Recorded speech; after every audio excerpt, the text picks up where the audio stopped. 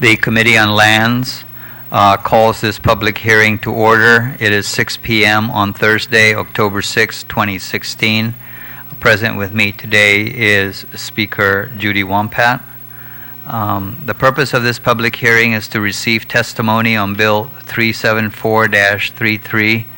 It's an act to reserve a portion of Lot 5173-1-R2-New-R6 in Tamuning, containing an area of 8 acres, more or less, for use as a Chamorro shrine and the reinterment of ancestral remains, and a public hearing on Bill 375-33, which is an act to authorize a lease between the Chamorro Land Trust Commission and the Inadahian y Linatla Kuturan Chamorro, Inc. on Lot 5173-1-R2, New-4, and Municipality of Tamuning for use as a cultural center. Notice of today's public hearing was provided to senators, stakeholders, and the local media on September 29th. That's a 5-day notice, and October 4th, meeting the 48-hour notice requirements, and we've met the requirements of the open government law. This public hearing is also being broadcast on local television, so for those who are presenting testimony, please make sure that you do speak into the microphone. The committee will continue to receive written testimony until 4 p.m. on Thursday, October 13th. Please address testimony to Senator Thomas C. Ada, Chairperson, Committee on Lands, and it can be dropped off at the mailboxes here at the legislature or email to office@senatoradda.org. So for the first bill that we're going to hear is Bill 374, which is to reserve some land for the Chamorro Shrine and the reinterment of ancestral remains. Thank you, Vice Speaker, for joining us. So just as an orientation, this here is the Bishop Flores Circle. The Hilton Hotel is down here. And this here was where the old Guam Memorial Hospital used to be. This entire yellow space here consists of 39 acres, based on a task force report that was submitted in the year 2000. A recommendation was made that the Naftan Manaynata should be positioned up here and basically occupy an area of about 8 acres. So not only would it be a shrine, but also an area where people, the public, can go in and meditate and just basically take in the open air. There's also the possibly the alternative that may be considered to take approximately, this here will be about 5 acres, plus or minus, as an alternative, because it is adjacent to the next bill we would look at is basically going to reserve this area here, proposes to reserve this area as a Sagan Cultura. And so the two Chamorro cultural related places would be adjacent to each other.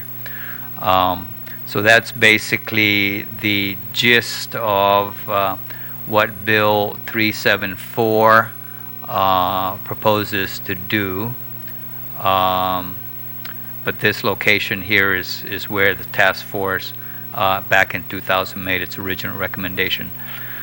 This is an effort that actually started back in 1992 with a bill that was introduced by Senator Madeline Bordallo at that time, and that was 24 years ago.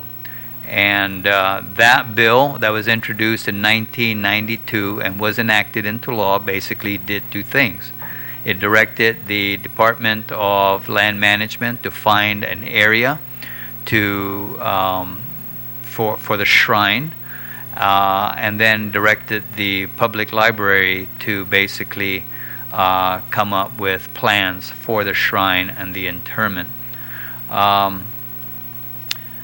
This here was one of the renditions of what the shrine might look like.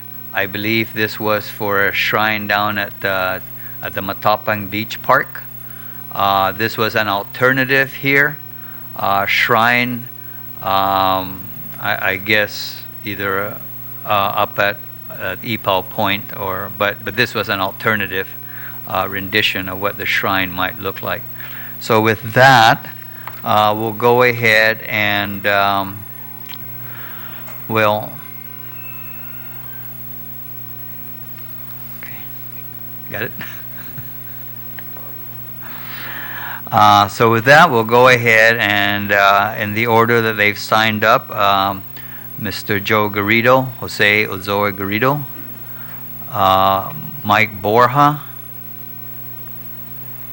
Hope Cristobal, and Pamela Duvall. Okay.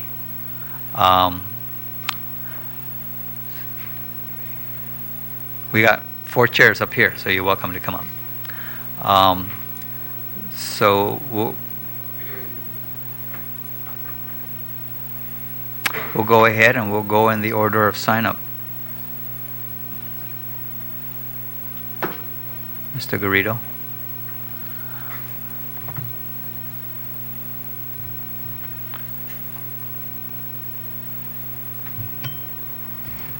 Nalahihut gatui Mike. At na siguro na kung kagyuzong.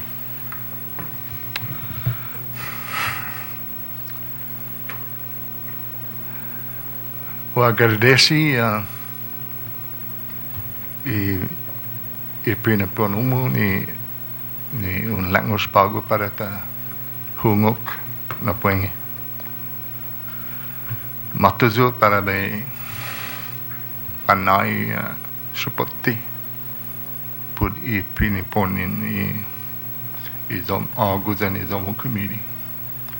Damkuluna agradecimento para hamdu agu chairman dan si PJ Cruz, si Ompat, dan si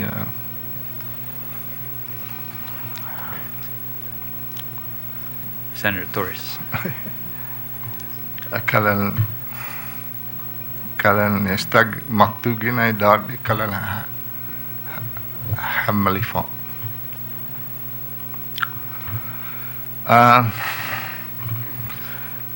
Estina so y para taso gui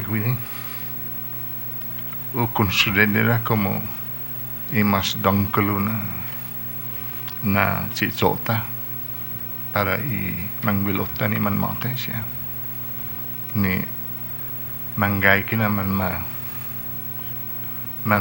adadaya na gi lugar siya sa manananggay i para i hinapod niya matugi amam na tiempo tananggas ti sinyo za binitizo na po yung isa magufo na may invento siya pwede itoto Guam mas i Samoro siya o masangani Guam legislature dyan i gobyerno dyan i departamento iminanihan tono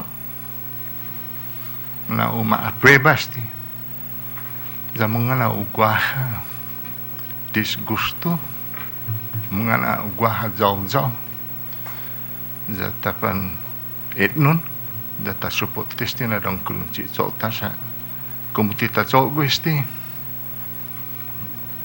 posible na malokpa na talo 20 años. I am very grateful that we're here tonight discussing this bill. I just want to bring first the idea that the Chamorro Land Trust really was established not to own the property in their inventory, but to take care of the property, to hold the property in trust for the benefit of the Chamorro people. No other benefit more paramount than what we're discussing tonight. There are, in the documents that we have submitted, over 2,000 burials waiting to be reburied. And there are perhaps another 1,000 that I know we can account for. And some of these burials came from the military bases and are also waiting for us to build a monument for them so we could finally put them to rest. The Naftan Manaynata can also be considered to be the national monument of the Chamorro people that deserves the utmost respect and dignity that we can give for the people that lived before us and are waiting for us to find the solution among ourselves.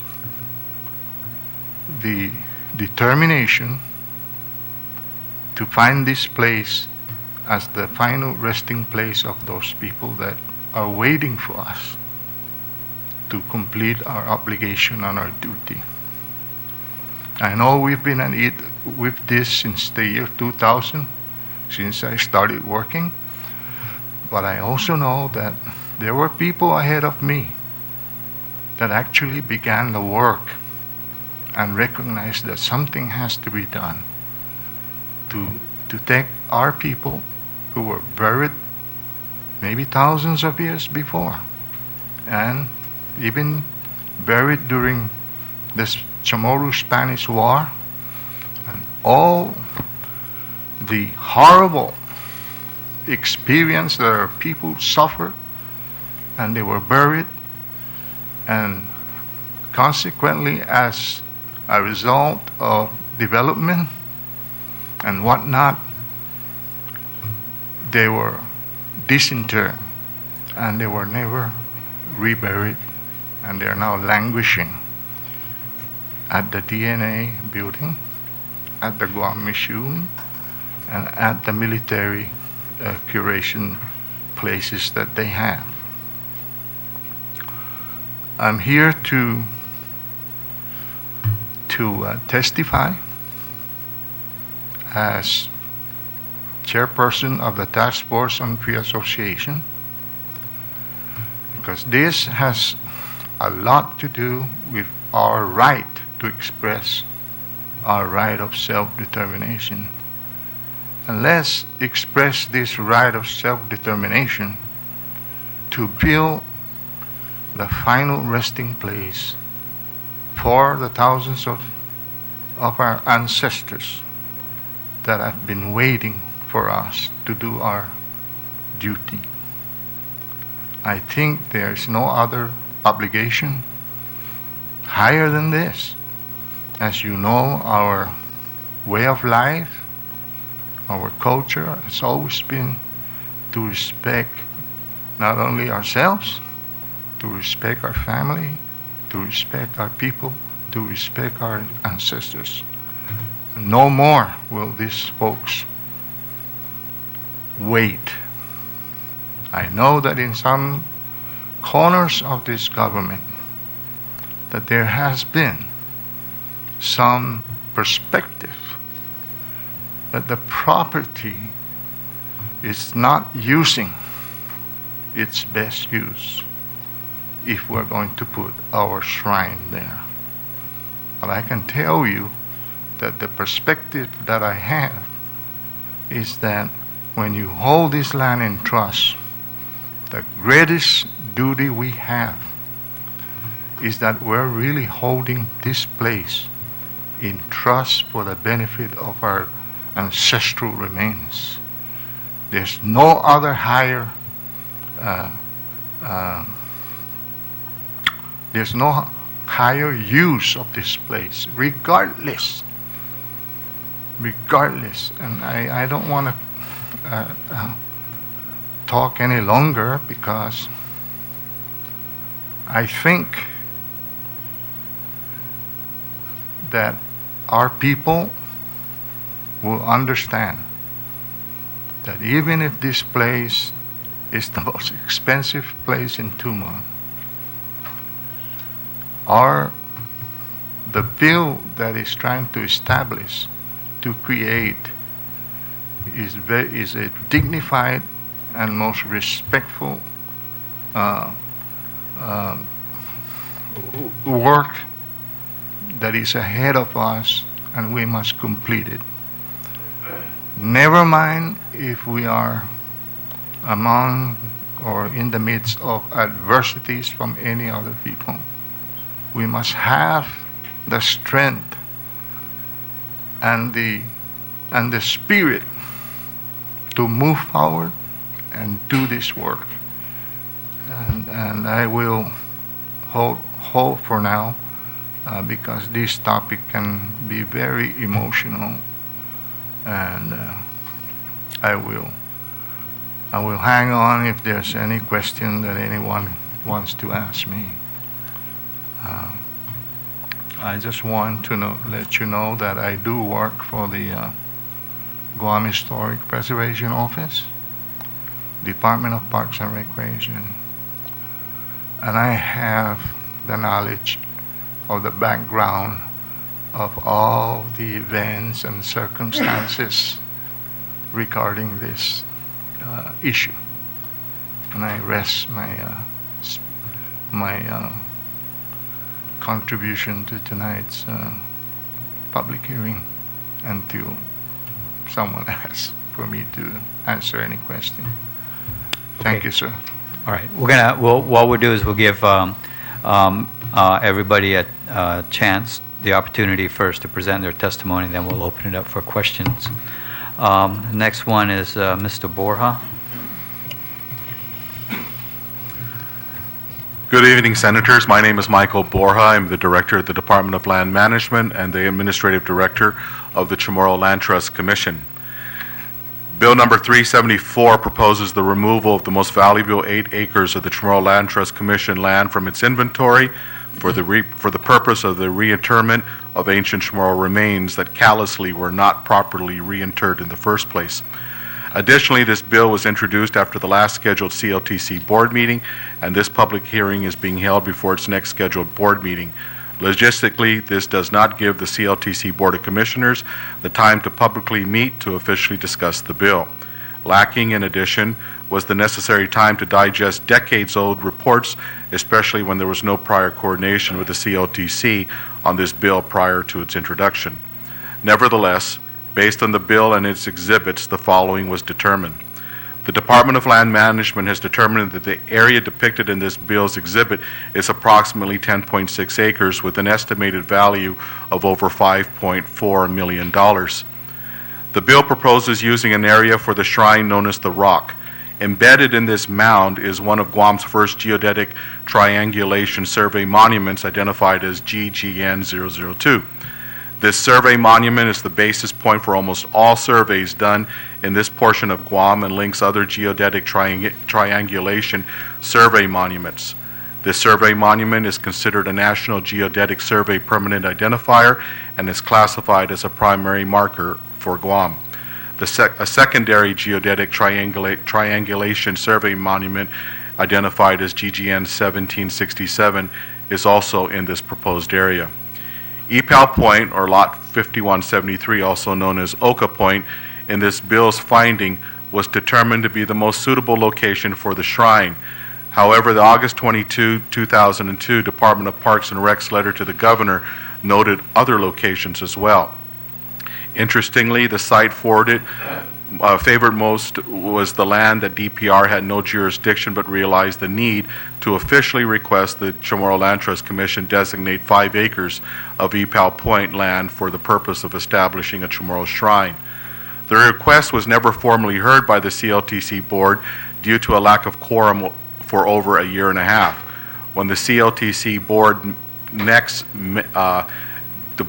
met on the matter dealing with Epal Point, it was in November of 2004 to discuss Public Law 25-179, an act authorizing the Chamorro Land Trust Commission to enter into a general lease for commercial development of Oka Point and for other purposes.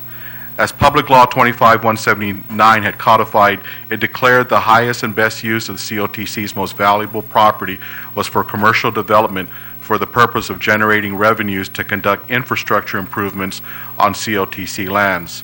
Since the enactment of this law, the COTC has been moving forward in a direction to engage a commercial lease for this property, commonly known as both Oka and Epal Point. However, hurdles have had to be overcome, and we now face yet another hurdle with this bill. The legislature has recently passed new laws to spend monies collected for infrastructure development, and I've heard many constituents with CLTC leases who plead for the basic infrastructure to be put into place so they can obtain the best use of their agricultural or residential lease lands. Oka Point gives great promise in this regard of generating revenue from commercial leasing. With the CLTC commercial rules and regs also in place, there should no longer be obstacles to overcome. The taking of the suggested area for a cemetery does not appear to be the highest and best use of the land. While CLTC is very respectful to the need to reinter the remains of our uncovered ancestors, an act so woefully unaccomplished already, we respectfully recommend that this body look at alternatives. Number one, the geodetic triangulation survey monuments must be preserved. An area currently under review by this body is the proposed biodiversity conservation easement in Mangilau, a portion of Track 1722, Block 3. This site would be more serene as a final resting place, set in the limestone forest under the shade of its indigenous trees. A more modestly sized location on the western edge of Epal Point, identified as Lot 5173-1R2, New 4, could be just as ideal if the perceived need to locate the shrine is in this area. Repatriating remains in their rightful village seems to be a suitable approach, particularly as a means to ingrain the notion of the importance of memorializing the burial site and its surrounding areas as opposed to being lost in history. By dedicating a single interment would take from the historical value of each site of discovery. Whichever location the Guam legislature designates to sever from the COTC land inventory, funding authorization should also be included to survey that area of the designated for this use. Finally, this legislative body has taken up the issue of land use as it pertains to communities it will affect.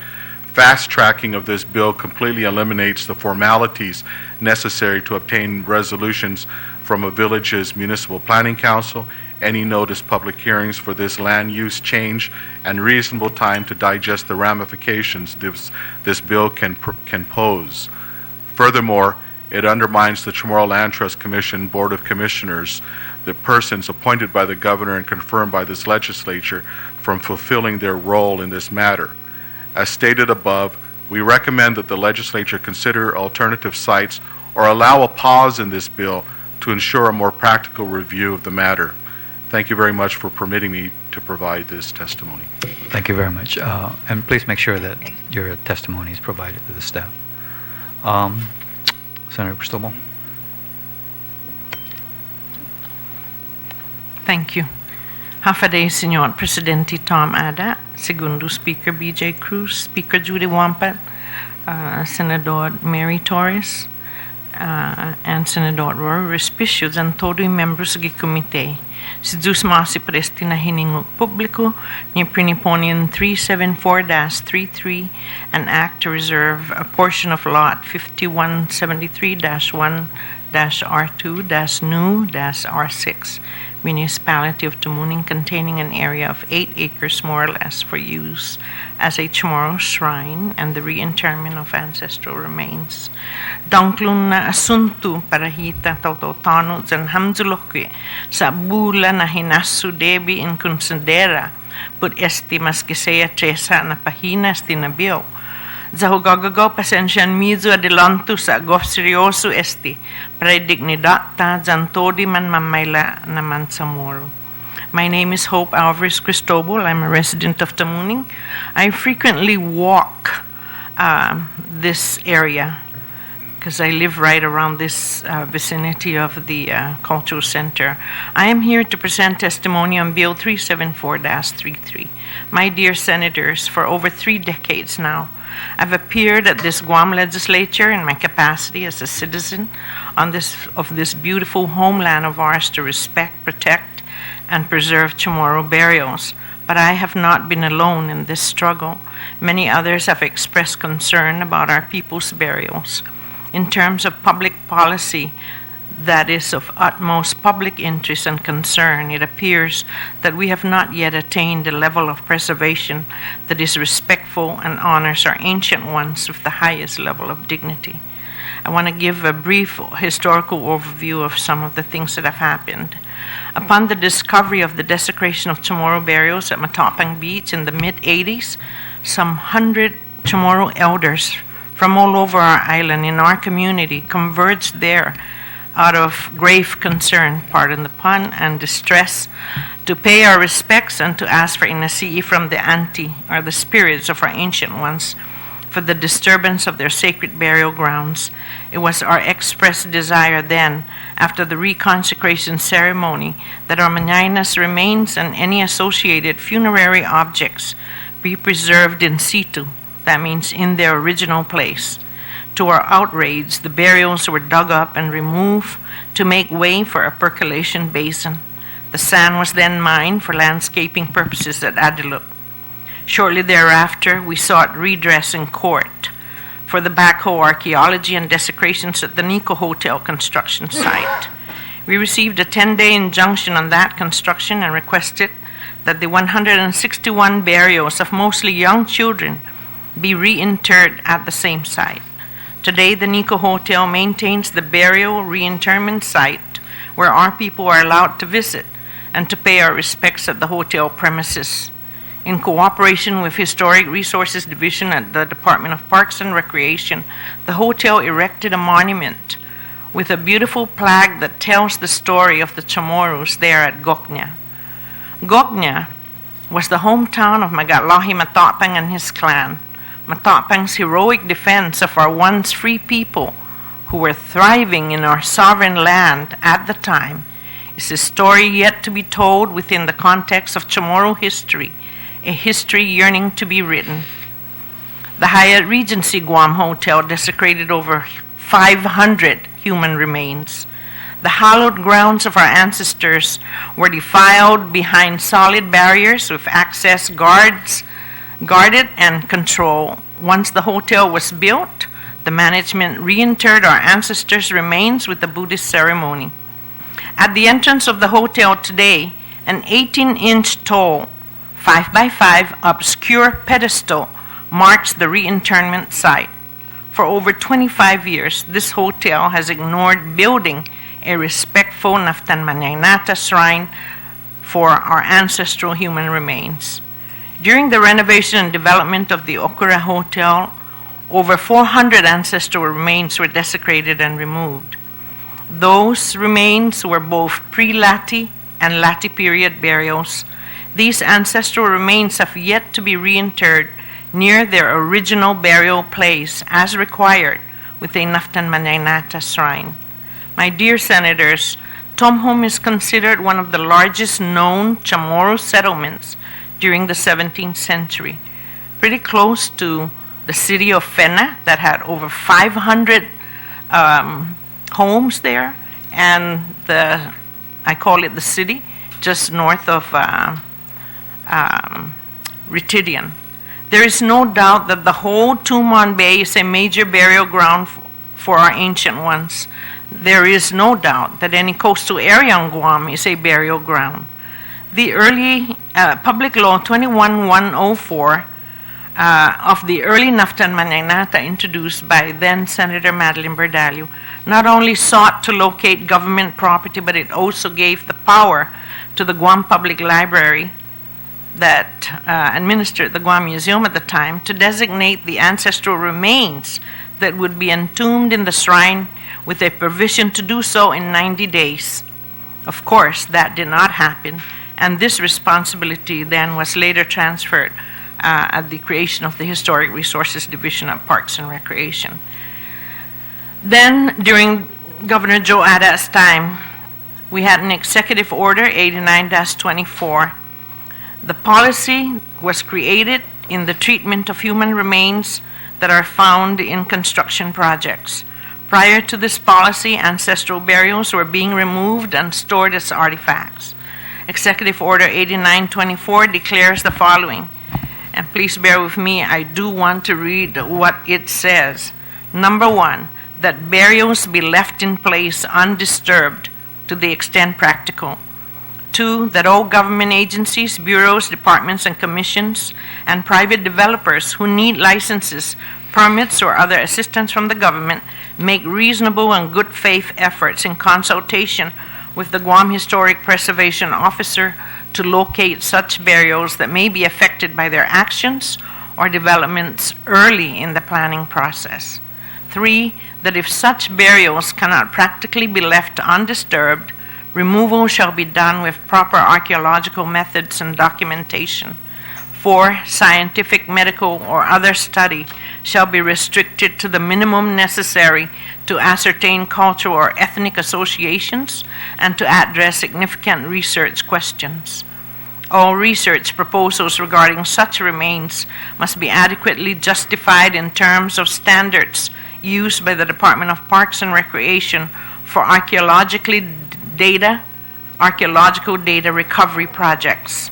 5, the absence of express preferences otherwise by persons with ascertainable relationships to the specific remains involved or other justifying circumstances, reinterment in an appropriate and respectful manner is to be considered the normal treatment of human remains removed from their original burial locations. 6, such reinterment shall normally be in sealed containers with information regarding the original location and circumstances marked on the outside of the container and included within the container. 7, the Director of the Department of Parks and Recreation shall designate a location within the territorial park system as a location for reinterments of such removed remains and shall cause an appropriate memorial to be erected at the location. 8, removal, examination, and reinterment shall be at the expense of the government agencies whose project necessitates the removal or the developer whose project requires governmental licenses, permits, or assistance. 9, the Department of Parks and Recreation may issue rules and regulations to further implement these policies in an orderly and consistent manner. And to their credit, they did so. They developed the department's general guidelines for archaeological burials that they prepared right after this executive order. Executive Order 8924 established protocols in the treatment of human remains found at both government and private properties during earth-moving activities. Item 8 of this executive order places the onus of financial liability with the government agencies whose project necessitates the removal or with the developer whose project requires governmental licenses, permits, or assistance. Furthermore, this executive order required that Naftan Manaynata's shrines be placed at or near the original place where burials are unearthed at these project sites. In March 1992, the Legislative Committee on Education's Bill 760 addressed the ancestral human remains that were specifically stored at the Guam Museum since 1986, during which no plans have been formulated to properly entomb them. Clearly, the legislative intent was to create a naftanmanyaynata specific to those burials in the custody of the Guam Museum, and this bill became Public Law 21-104. Because of existing policy and law, as I've indicated above, I recommend that a part of Section 2, Reservation of Land, line 13 of Bill 374-33 that reads, quote, "and the interment or reinterment of any other ancestral remains discovered at any other site, island-wide, pursuant to Public Law 21-104, unquote, be deleted, because in my opinion, number one, it removes the financial liability of developers in the treatment of human remains during construction or earth-moving projects as set forth in Executive Order 89-24, Section 8. Additionally, the requirement to erect naftanmanyaynatas where burials are found during such projects will be nullified. The portion of Section 2 of Bill 374-33 quoted above contradicts the protocols already established in the treatment of human remains. Number two, I want this section deleted because, in my opinion, the section will be used by developers, perhaps on newly acquired properties and developments, and other entities to justify the desecration, the disrespect, and the removal of our Chamorro ancestors at their original burial grounds without regard to the established protocols that I've presented. Finally, it facilitates and enables the desecrations of our ancestral burials, and it repurposes the naftanmanyaynata as a mass depository of any and all burials found island-wide from heretofore, forever and ever, without any limitations. As a Chamorro, I consider this the ultimate in Respicio and Tinaima Mahlo. I respectfully implore you to please remove this section of the bill. The Guam Historic Resources Division, Department of Parks and Recreation, will continue and shall continue to administer compliance to existing policies in the treatment of human remains, as I've indicated in item 1. I also highly recommend that Section 3, Development and Funding of National Shrine, be revised to read: Section 3, Funding of naftanmanyaynata on lot number 5173-1-R2-NU-R6, Municipality of Tamuning. Funding for the naftanmanyaynata shall be allocated from the Tourist Attraction Fund and developed by GIDA in cooperation with the Historic Resources Division, Department of Parks and Recreation. Furthermore, to include Chamorro non-governmental cultural organizations shall be the consulting parties in the approval of the design and construction plans. Please note that line 21 of Section 3 that reads, quote, to include recommendations to reconcile developer liability for the reburial of remains found or disinterred in their specific construction site is now no longer necessary with these amendments that I'm proposing. In closing, Senators, I am making myself available to assist in the redrafting and completion of this bill. And I thank you all, you Senator Tom Ada, for the introduction of this bill, and you co-authors who are sitting up there and having to listen to us, for the opportunity to comment in support of this bill with with recommendations. Thank you very much. Thank you very much, Senator. Ms. Duvall. Good evening, everyone. Thank you. My name is Pamela Duvall. I am Chamorro. And basically, you know, I reflect what Hope and my friend over here says. Being Chamorro is all about respect. And you know how we take care of our dead. I believe this site is the best site. What these guys have done with this area is beautiful. Just walking up there, you know, every day you look around and it's culture. And the site itself is important with our history of our Chamorro fighting off the Spanish. And they're really, you know, to me, there's no better place. And I'm just here to support my family and my friends who also share the same. And, you know, we just hope that this bill gets passed. Thank you very much for your support and, you know, letting us speak. Thank you very Appreciate much, Ms. Duvall. I'm going to go ahead and open it up for questions. Speaker one, Pat? Vice Speaker?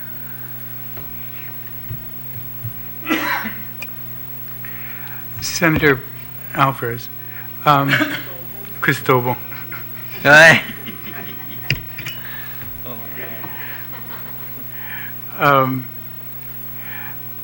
While I agree with you that we should comply with the initial laws that require that the reinterment be done at the site where they were initially disturbed. With all practicality. Yeah, with all practicality. I'm just trying to figure out, right now we have a number of remains.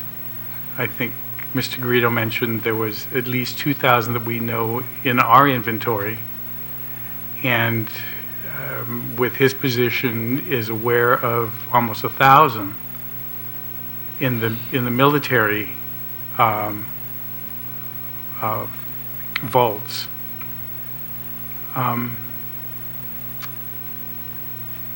If those aren't able to go back to their original site, would you have any opposition to them being interred in a central NAFTA, or do you continue to feel that they should build individual NAFTAs throughout wherever they were taken to take them back to?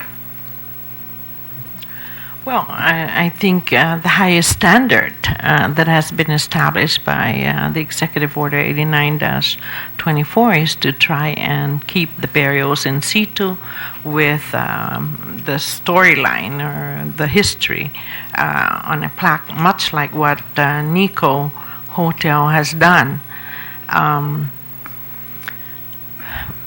I think with the military, and I don't know how many that is, and I know there's the Hornbuckle collection of about 500 or 300, and then there's a couple thousand that I'm sure has original places indicated in the description of the burials, that those burials should be reinterred closest to the place where they have been disinterred from.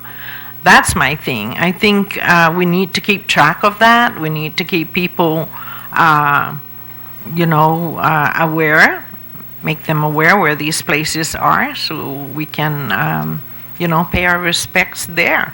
Now, for those that, for example, in the military, perhaps we can, I would also prefer the monuments wherever they were found there, so that the military will know that that was old Chamorro land.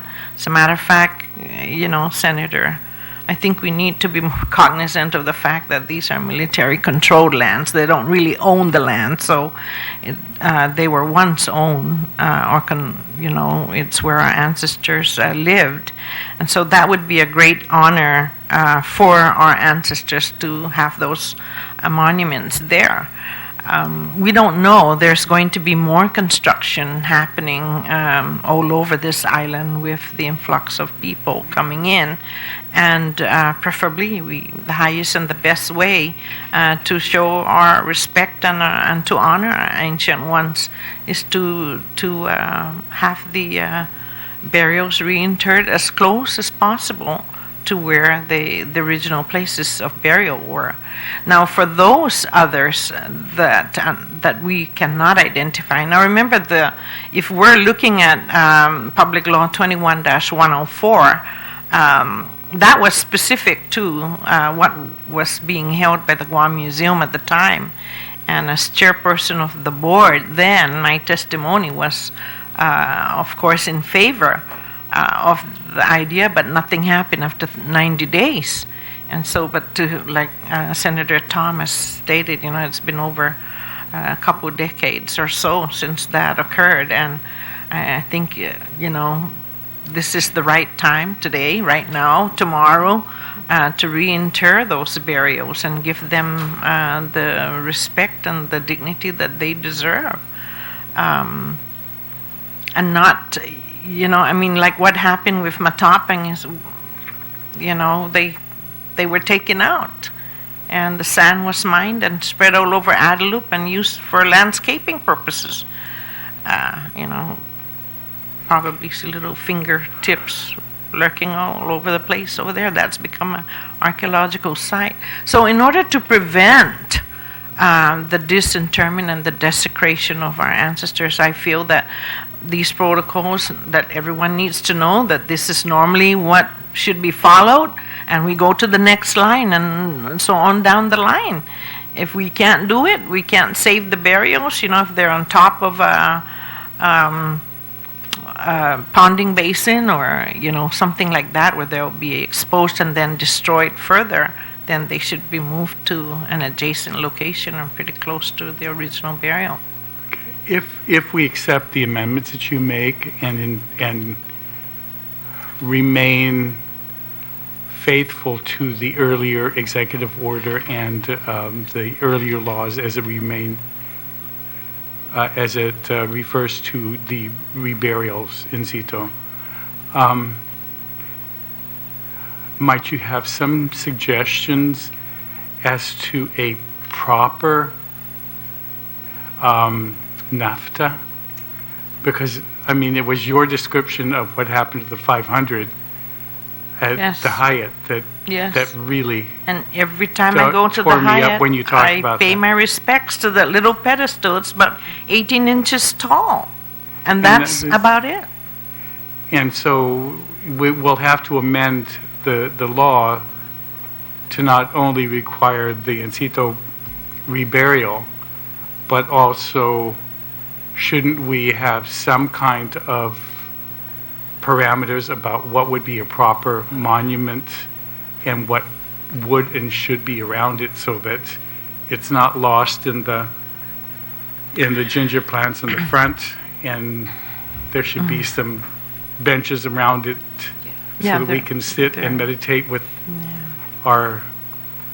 For me, Justice Senator, what happened at the NICO has now become a standard. Have any one of you been there?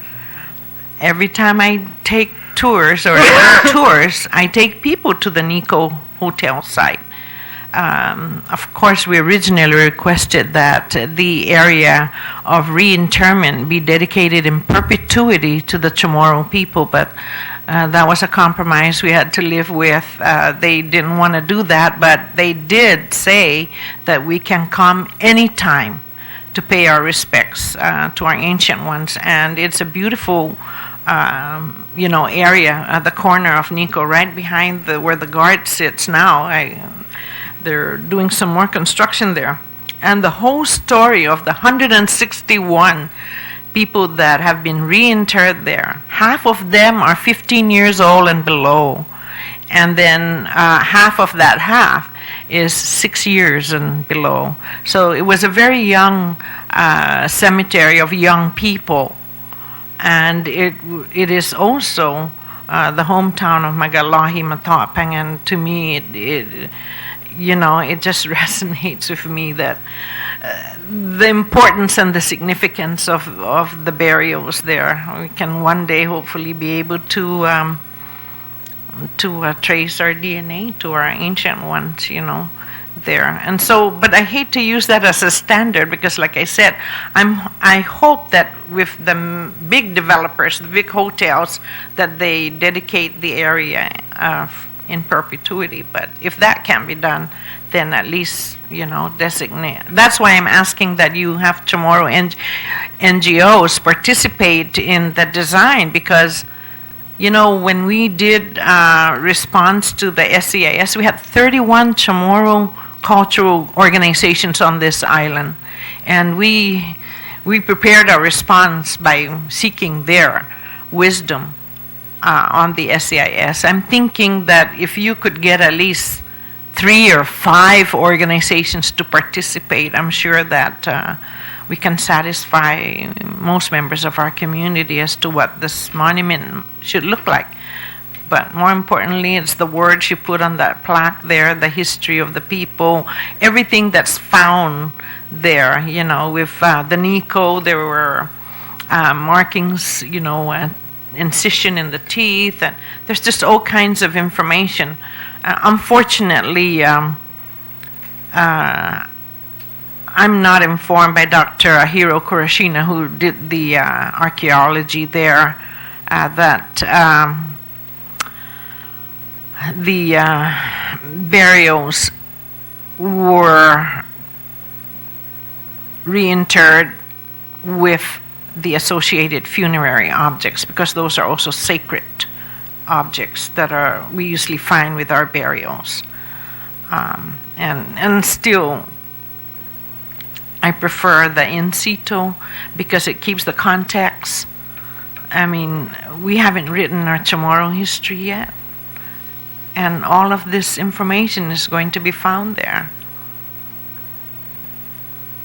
Thank you. Thank you very much. Senator Torres? Senator Spaldon?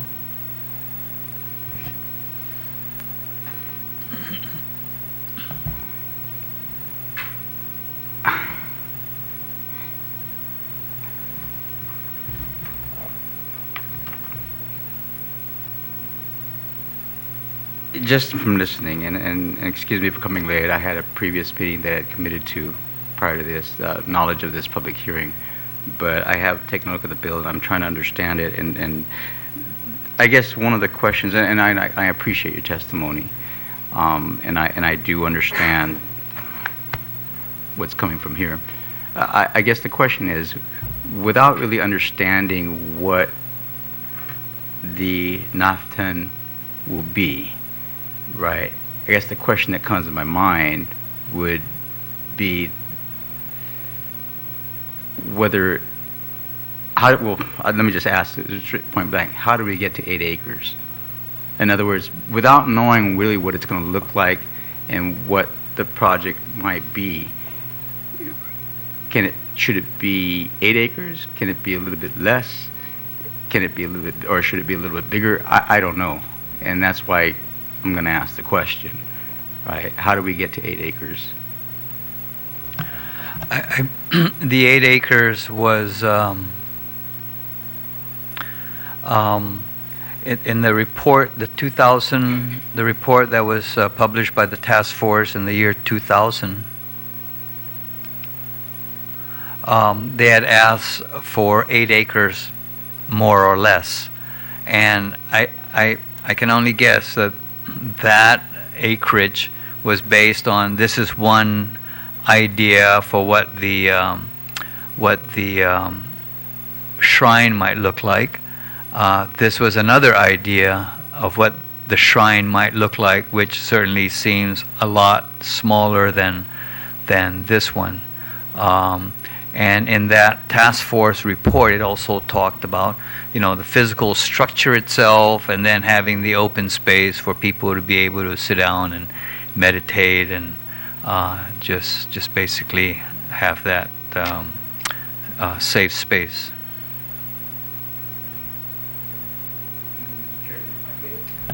Mr. Chairman, if I may, then I know there's a bill that's following this, 374, which would allow for a lease of parcel of property in the same area for basically a cultural center.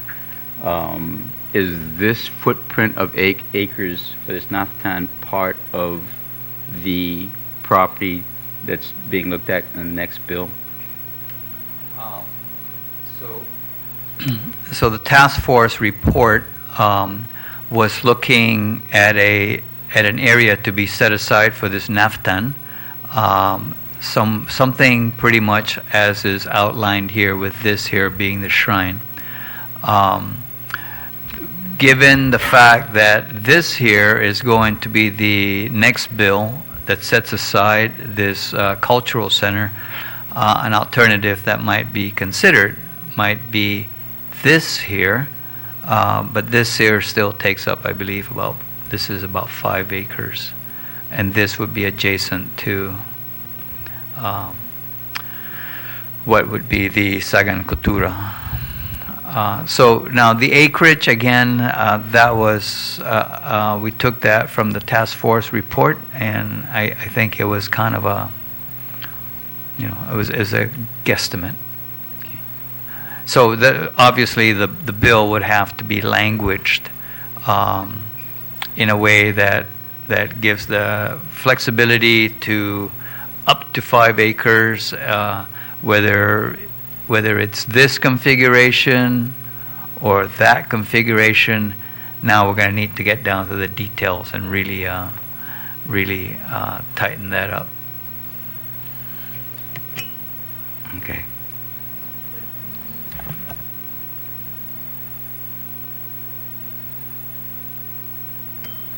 Mr. Chairman, excuse me, I need to leave, and I just wanted to reiterate the confusion of that Section 2 in this current bill. There's so much going on in that section that I fear the interpretation of that section to mean that the monument will now be kind of like a bank depository. Whenever you want to go and dig out burials, you open it up and throw in the next burial. And it would, I'm so concerned about that, because I think we need to make clear that, and it needs to specify that this Naftan Manenata that will be built here, whatever acreage you've decided, should be specific to the Hornbostel collection, specific to the whatever listing that Historic Resources Division will provide for you, and so that it's not open to future construction projects. They say, oh, now there's a section in the law that allows us to throw this burial in there.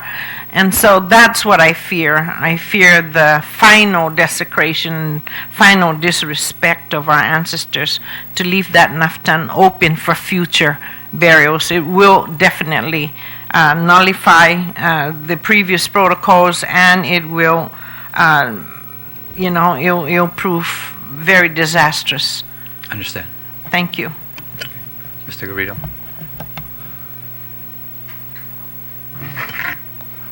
I would like to put some clarity in the date specific of this bill. The law 21-104. If you trace back the paper trail of documents that comes out from the Guam legislature and the executive order by Governor Ada of the 89-24, it specifically mentioned that the Naftan Malaynata are reserved or are going to be reserved for all burials that were disinterred before 1989. Hence, after all other burials disinterred after 1989 will be the responsibility of the developer to create or build a reburial monument in the location where they are disinterred or as close as possible to it. So that's what's happening now. The Guam Historic Resources Division took it upon herself or itself. It took that legal responsibility to make sure that every development that occurs thereafter, we are going to require, there it is, I'm kind of representing the Historic Preservation Office, but please treat me as just saying this, having the knowledge of analyzing the law that and the documents that came out all the time when people were discussing how we're going to treat our ancient remains. Governor Ada executive order specifically mentioned that the particulars in the archaeological treatment of human remains. And I believe that his executive order created a movement that caused the law to be passed for the Naftan Marinata. And all those thousands of burials that were just languishing before 1989 is going to be disinterred in the Naftan Marinata. It is not a shrine or a reburial monument for future developments. The law is very specific thereafter, and the Department of Parks and Recreation created the guidelines in the archaeological treatment of human remains, that every developer, every government agency, as Senator Cristobal said, in the law specific, you are responsible in making sure that the reburial monument or the reburying of these ancestral remains be your responsibility to design a monument and to bury it as close as possible to the property where it was disinterred. The office or the Department of Parks and Recreation Historic Preservation Office is the enforcement agency to make sure that that is carried out. It's not always pretty. Let me tell you one thing, and I hope the people of Guam are listening. There's too much political politics involved in this. And it's very, very difficult for the department to follow the specifics of the law that it's created for them to enforce, because there's politics involved. And like I said before I testified, that there are many things that I know that, you try to be nice and diplomatic. But I can tell you, there shouldn't be any ancestral remains disinterred and laid languishing for even a year. But there are remains that have been disinterred after 1989 that have been languishing for 15 years. And I know what's the reason, but I don't want to say it. But I'm saying that we as Chamorro people need to understand something. It is our paramount responsibility. I don't care if you're the Department of Land Management or director of the Department of the Chamorro Affairs or Guam Ancestral Lands Commission or Chamorro Land Trust. You are holding that land in trust for the Chamorro people, not for the Chinese and Japanese. So you better get that outside perspective about best use. Let me tell you something. The best use for that property is to bury your ancestors. I don't care if it costs $10 million. I don't care about that. You know how much dignity and respect costs? How much? You can't even put a figure in it. The respect of our people is paramount. I know we can all get together and say, okay, let's put it there. And whatever's left, we'll give it to the Chinese. Give it to the Japanese. Well, let's do that first. That's our responsibility, man. I don't know how to articulate this. But na espiritu, John Hongi Hojiho. Lana pa tasiga, gini mga entus po. notice niya gisa ano kalan moling niyan taot sa hotel. And another issue, you can't get people that live in Tumon and bury them in Manila. You can't. Hongi. There are Chamorros that live in the States for 50 years. And when they died, some of them bring my body to Guam and bury me in Guam.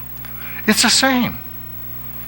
Chamorros that died in Tumon don't want to be buried in Respicio or in Jotnia.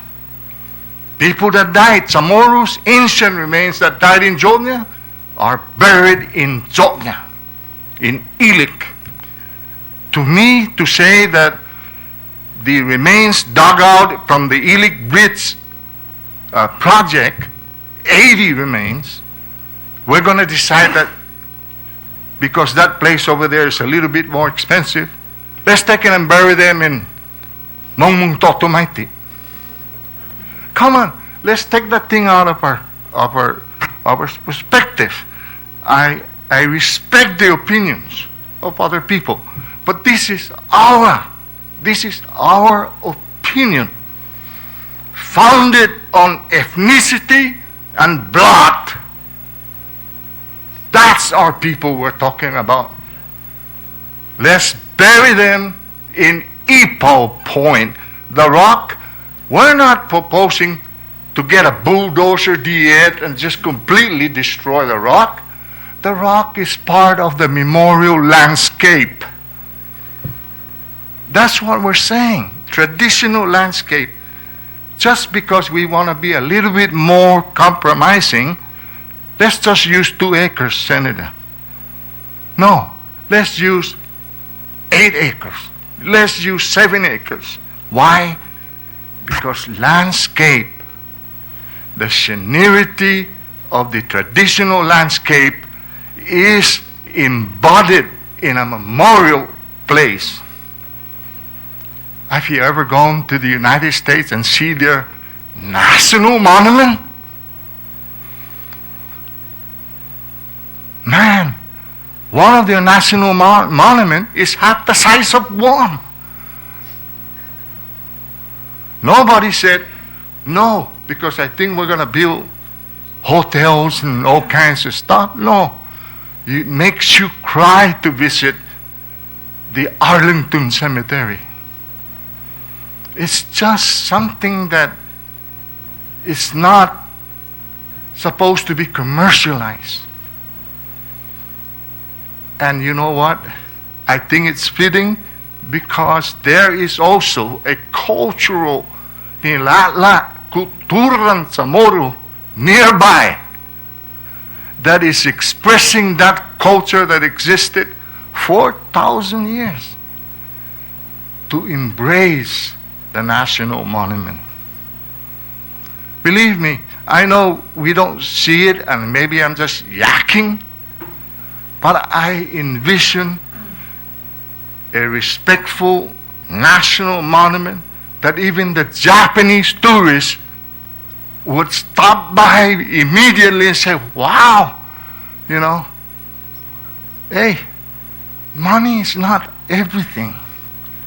Spiritual enjoyment costs more than the value of that land. That's the reason.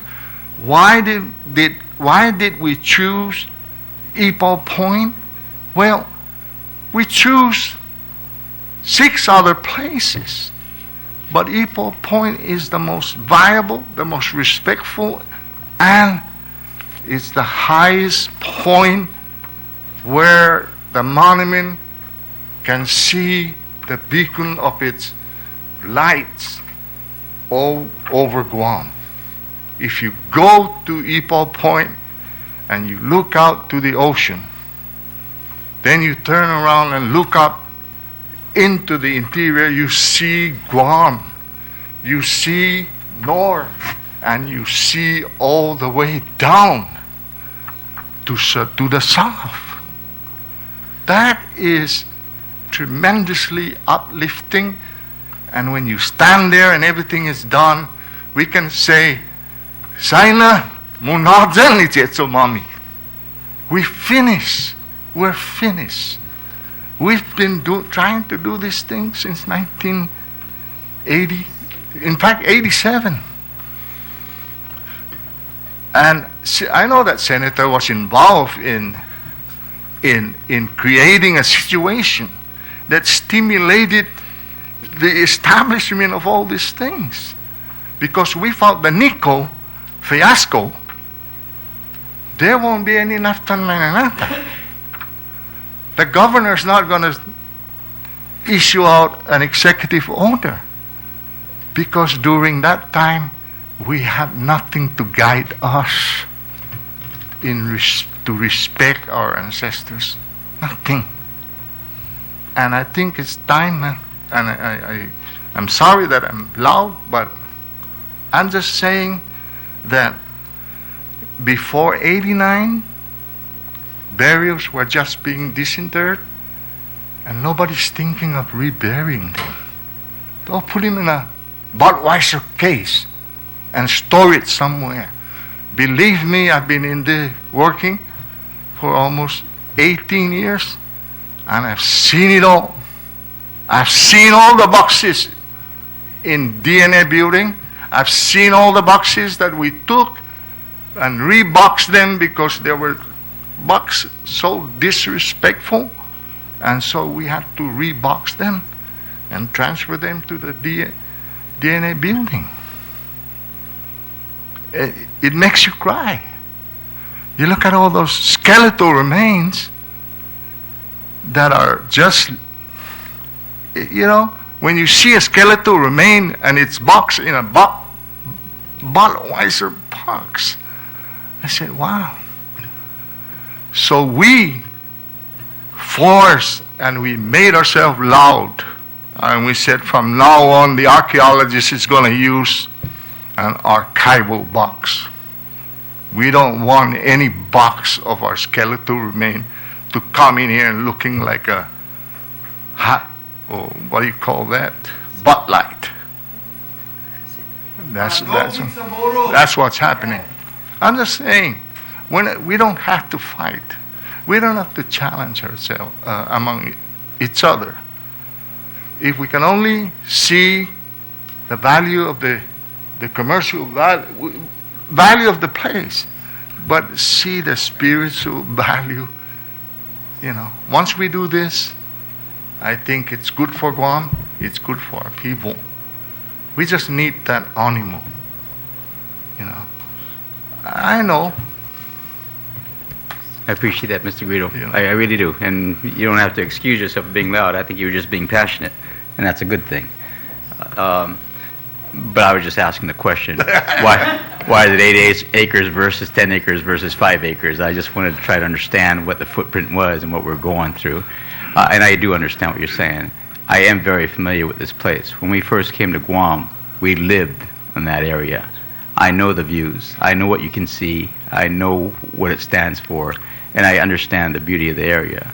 And just for the record, I've always believed that a place like this probably should be, as we've heard all the plans that have gone through the ages of what could happen over there, whether it's a casino, whether it's a hotel and whatnot. I'll be very frank with you.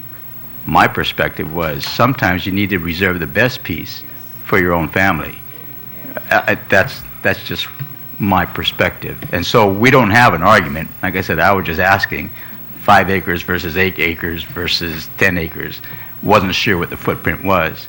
And also just trying to understand whether that fits in or whether that footprint is the same footprint that is going to be addressed in the next bill. Just to try to understand the scope of everything that's happening up there.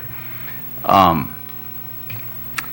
guess, Ms. Cristobal, or Senator, and Mr. Guido, I understand the argument that you made in terms of the executive order that those that were disinterred prior to 1989, that's what this is for. And I guess one of the things, and of course, Senator Cristobal, you said that really is what it's for. It should be dedicated to a certain set of collection of the ancestral remains and not just anything that's found at a certain point in time. And it raised a certain issue in my mind, because then you still have some property owners who may not be into the hotel development. It might just be house lots and whatnot. And if there are remains found on that property, I guess the question becomes, would this be an acceptable place to place it, knowing that a house property, a house lot, say for example, of half acre, for a family with limited funds, can't build a proper internment site, and would this be perhaps an alternative, a viable alternative for those kind of remains to be placed at?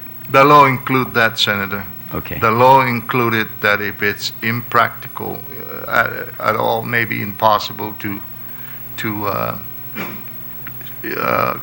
construct a reburial monument at that small place where this of the residents, that they could make a request if they could be exempt from that and to rebury the ancestral remains in the Nafta Marinata, Okay.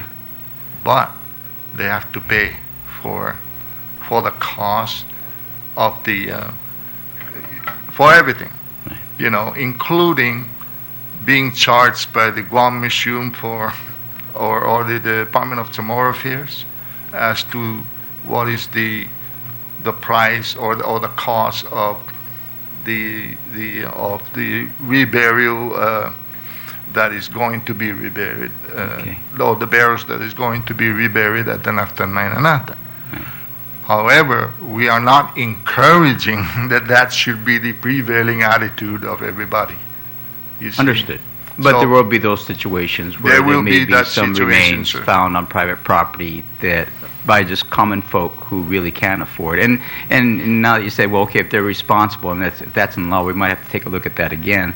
Because if a simple family who's just trying to build a house, their first house, and saves, and they find the remains, sure, it'll cost to put something on their property, which they probably won't be able to afford. But I'm not saying also that they would then be able to afford being able to the cost to inter those remains in this facility as well. So I will rethink that. I think there's still a lot of discussion that needs to happen, on this bill and even on the concept. But I just needed to ask the question. No one is exempt from the requirements of archaeological scope of work to address any discovery in private property, small, like a one-house lot, for example. That owner still is required to hire an archaeologist and do whatever it has to be done by law to address the findings. Right. As to reburying it, they can request that, Okay. But other than that, we're not encouraging that. I understand. If I may, I don't know, there's a part here that you can add where, for example, real estate people must inform, because we already know where these burials are. They're all over, along the coastlines. And we buried our dead, our ancestors did, 18 inches below the surface. And so these areas are known. And I think real estate people should be informing, their customers what can be found in those areas, and that would prevent. This is all part of the planning stages where Historic Resources Division comes in and tries to protect. Again, I cannot emphasize enough the Naftan Marinata becoming a mass depository for any future burials that will be disinterred. And I That's a understand. nice word. I'd like it to be sealed, done, delivered, and you do it for the existing burials that are in storage right now. Okay. I want to let the Guam legislature know that up until 2008, the military bases are not required to comply to that reburial requirement. up until 2008, until a language was forced into the programmatic agreement that says that they are also going to comply to reburying the ancestral remains found in military projects within the base. Okay. Thank you. Thank you, Mr. Chairman. All right. Senator Torres? Senores Cristobal, dispensa zo tungo na inalula house sa gapon. Honolo, malago sa befaisin how uhasu na staba gua planeo na para mahatsa I nata mananato gifio ni museum. Pues matalaika ano na planeo. Kung tungo hafa? Sa hafa? And my question in English is, I recall when the museum was being planned, there were plans for the Nafta Mananata to be built adjacent to the museum so that it became part of the respect and the observance of the culture. And I was asking Mrs. Cristobal, who was involved in, or at least her family was involved in the planning. Thank you, design, what Senator happened? Torres, but I just happen to be married to the architect. I don't know much about what he does. But would any of you consider that to be an appropriate type of consideration? I'm not saying that I oppose the present thing, but would Well, that the be something we should do? volume, the numbers of burials that need to be reinterred is pretty large. We have over 2,000 burials that are in storage right now. And as Joe has tried to drum into our heads, they deserve to go, they deserve to be in the ground where we bury our dead. And really it's part of our own community respect that we're trying to,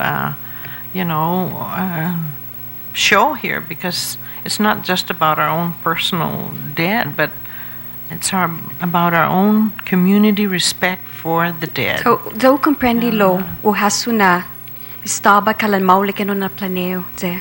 De ko hafa na may talaika. Tutungo hafa na may talaika. Dispenso. Okay. Can I answer that? Can I answer that? I too was aware that there was initially planned to include the reburial monument with the museum, but it became inappropriate. There's not enough land space, and the Naftan Mananata burials are remains that are from the people of Tomum,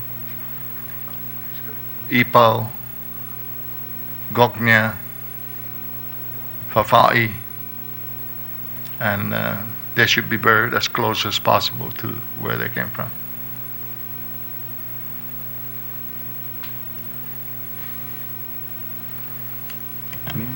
Yes, Senator Just to Espoton. follow with that. Sure.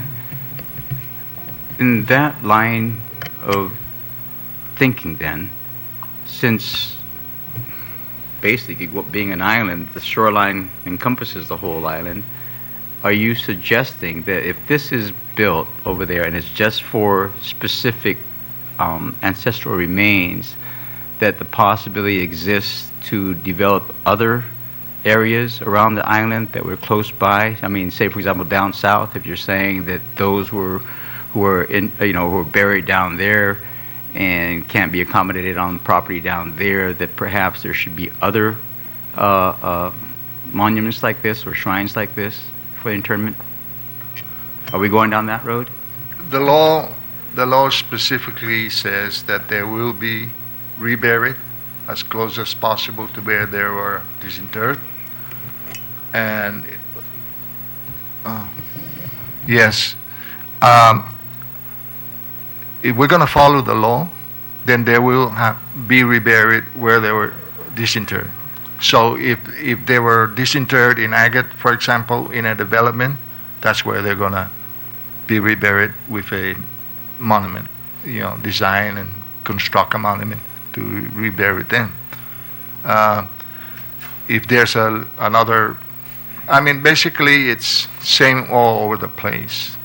It's just that the burial, the burials for the Naftan Manay is actually some of the burials came from other places other than Tumon and Ipo. But unfortunately, as the years goes by, those burials it's practically impossible to go back and find out who's the developer that took this out 15, 20 years ago. So that's why those burials are going to be reburied or reserved for the Naftan Manay. After 1989, Senator, every developer, Governor of Guam included, is required to rebury any ancestral remains that were disinterred in that particular project. The Okura project, which is now owned by Lodi, that is a pending issue, and they are going to rebury over 400 remains. And it's still being discussed, I think, because of the change of ownership. But plans have been plans have moved and currently being discussed. We already know where the place is going to be for the reburial monument, but it's a big project. And it's over 400, I think 400 and over 408 and counting. And it's just hard.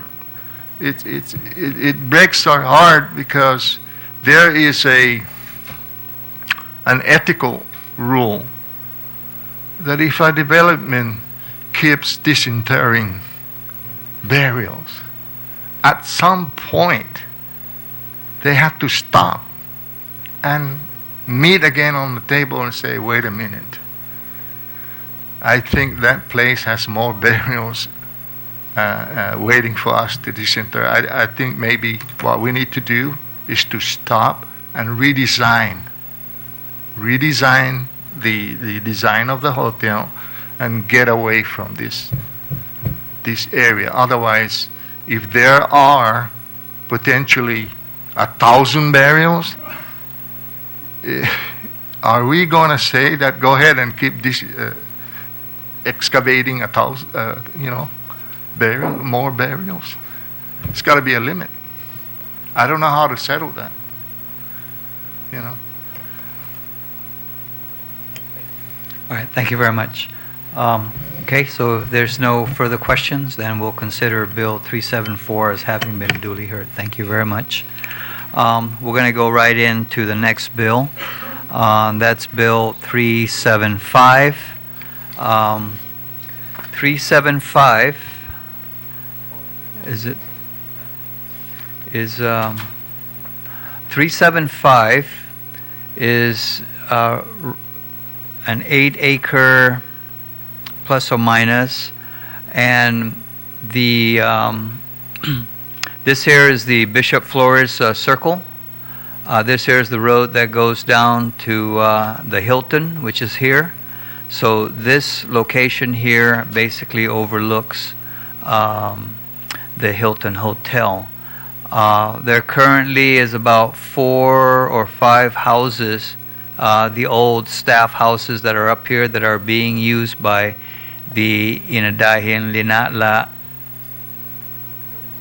Kuturan Chamorro, that's occupying this area and and are using it for their cultural work. So the bill proposes to set aside this area for a cultural center. Signing up to testify on Bill 375 is Mr. Joe Garrido. What's TFFA? Mr. Garrido, what's TFFA? Oh, Task Force of Free Association, okay. Mr. Mike Borja, Senator Cristobal signed up, but she left. Ms. Duvall, you got room here for, let's see, Mark Dalsola signed up. Are you going to be speaking? Just a few comments. So we got one more seat that's open here for now, if you want to go ahead and step on up. We'll start with Mr. Garrido. Thank you again for allowing me to testify on this bill. My name is Joe Garrido, and I'm here to support this bill. I read through it. I found it, based on my perspective, to be acceptable. However, I just want to add on page 3, line 5. Line 1 and line 5. Just to make it clear that the term of the lease is 99 years. And there's an option to extend that lease.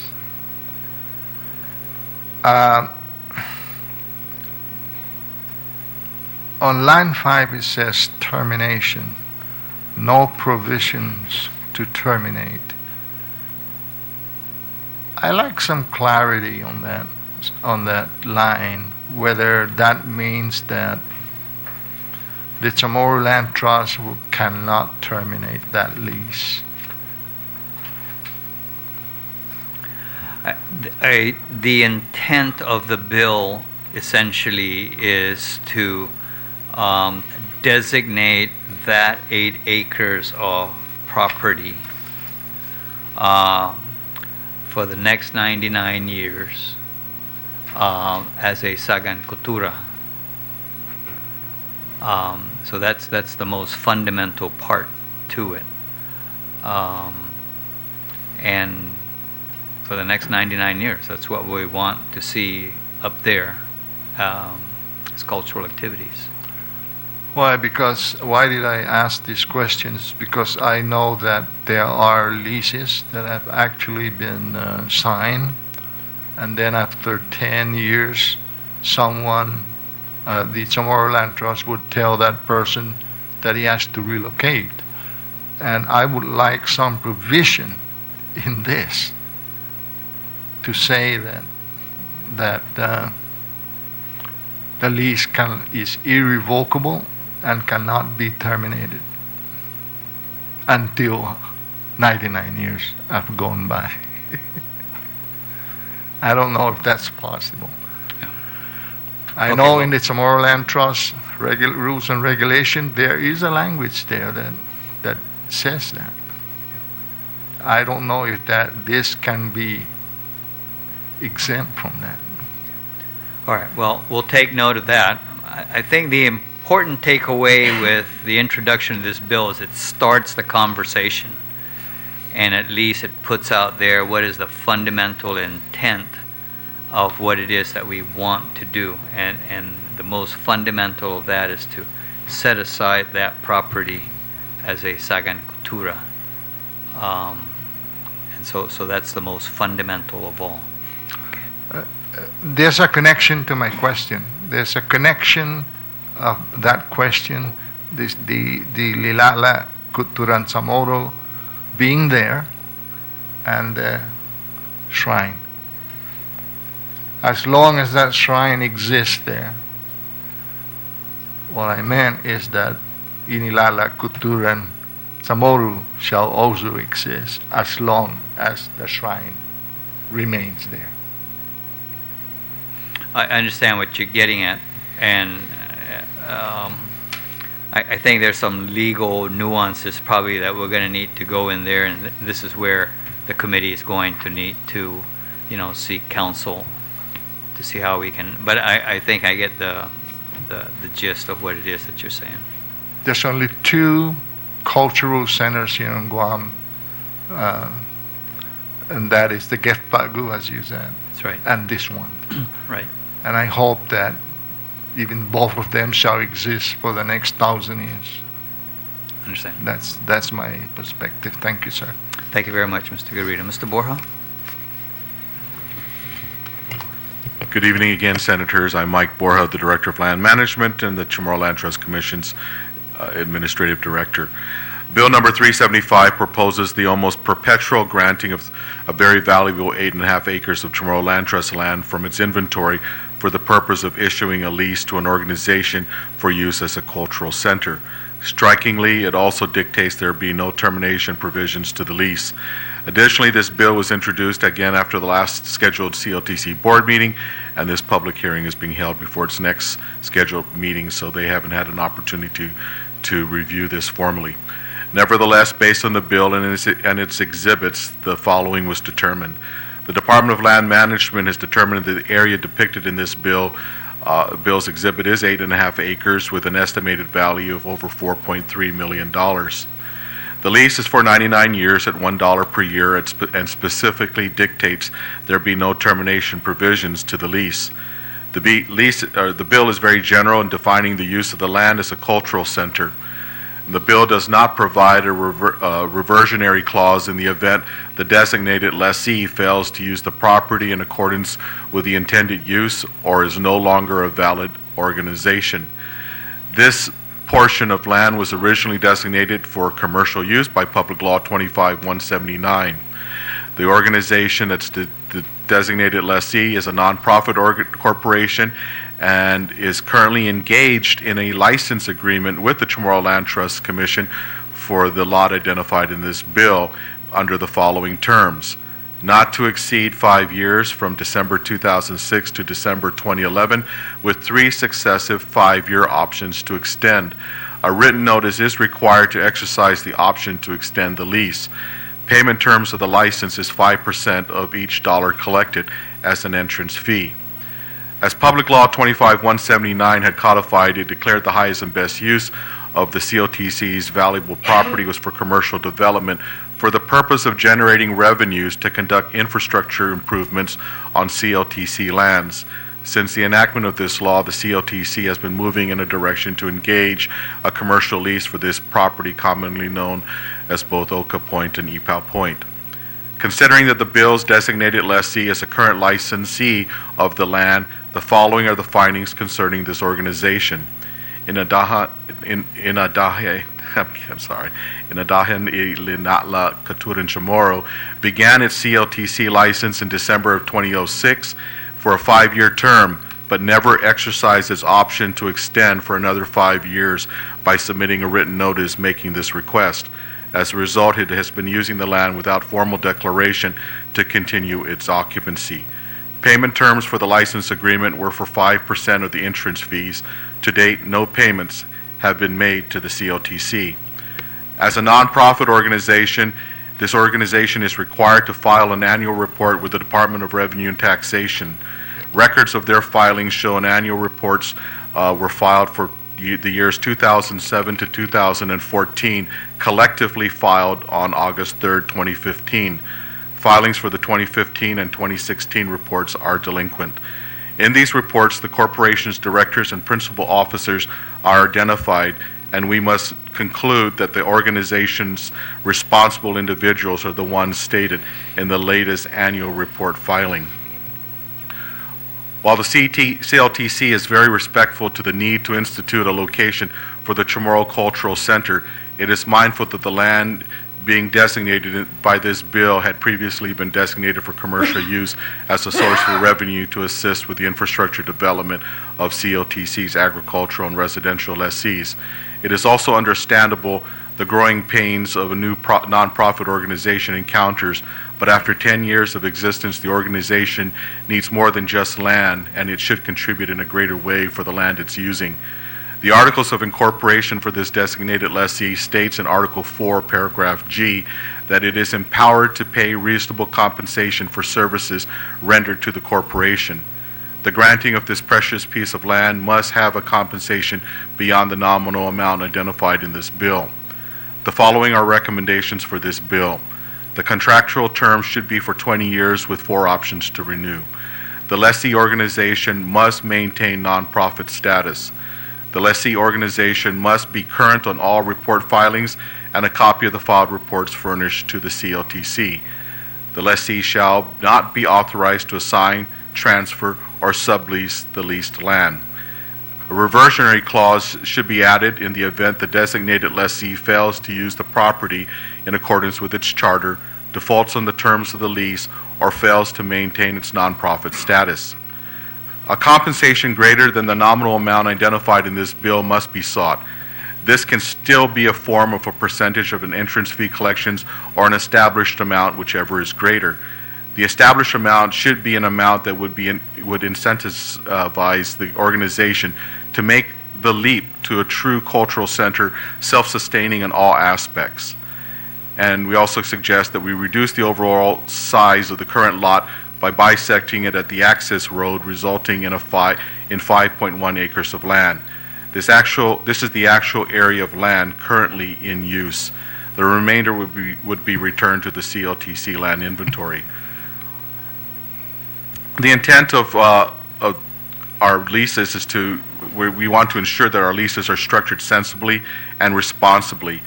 The intent of the recommendations is to ensure the designated lessee remains viable, vigorous, and sustainable organization throughout the terms of the lease. We want this effort to succeed, but granting precious resources without expectations doesn't tend to foster growth and maturity in an organization. In whatever form the final version of this bill takes, it must take into account of an existing public law that established lands in the north and south of Guam specifically for cultural centers. Furthermore, specific rules govern the leasing of lands for cultural centers and are noted in 18 GAR, Article 5, the leasing of government land. Much of the issues I noted above are annotated in these rules, specifically discussing the responsibilities of the lessee, steps necessary for entering a lease, payment terms, lease execution process, and the prohibition of gambling. The Chamorro Land Trust Commission must guard itself from gross failures and be able to recover its resources.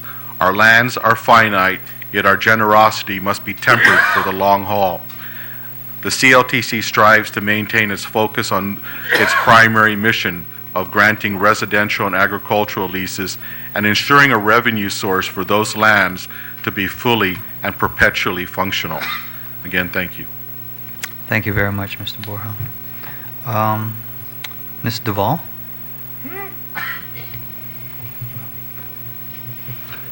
Good evening again. I Please think bring the mic closer. Oh, sorry. The cultural center and the burial site kind of go hand in hand, and you know, I've been up there. I've seen what these guys have done with the cultural center. It's a place where, you know, people can go and see what the culture is like. And I've seen these young children who are being taught by the group, and I know that the language is being lost, you know, some of the culture is being lost, but when you go up here and you see what happens up here, it's just, you know, we need this place. And to me, the burial site and also the cultural center, they just kind of go hand in hand. Basically, that's, you know, that's all. That's really. Okay. Thank you very much. Thank you.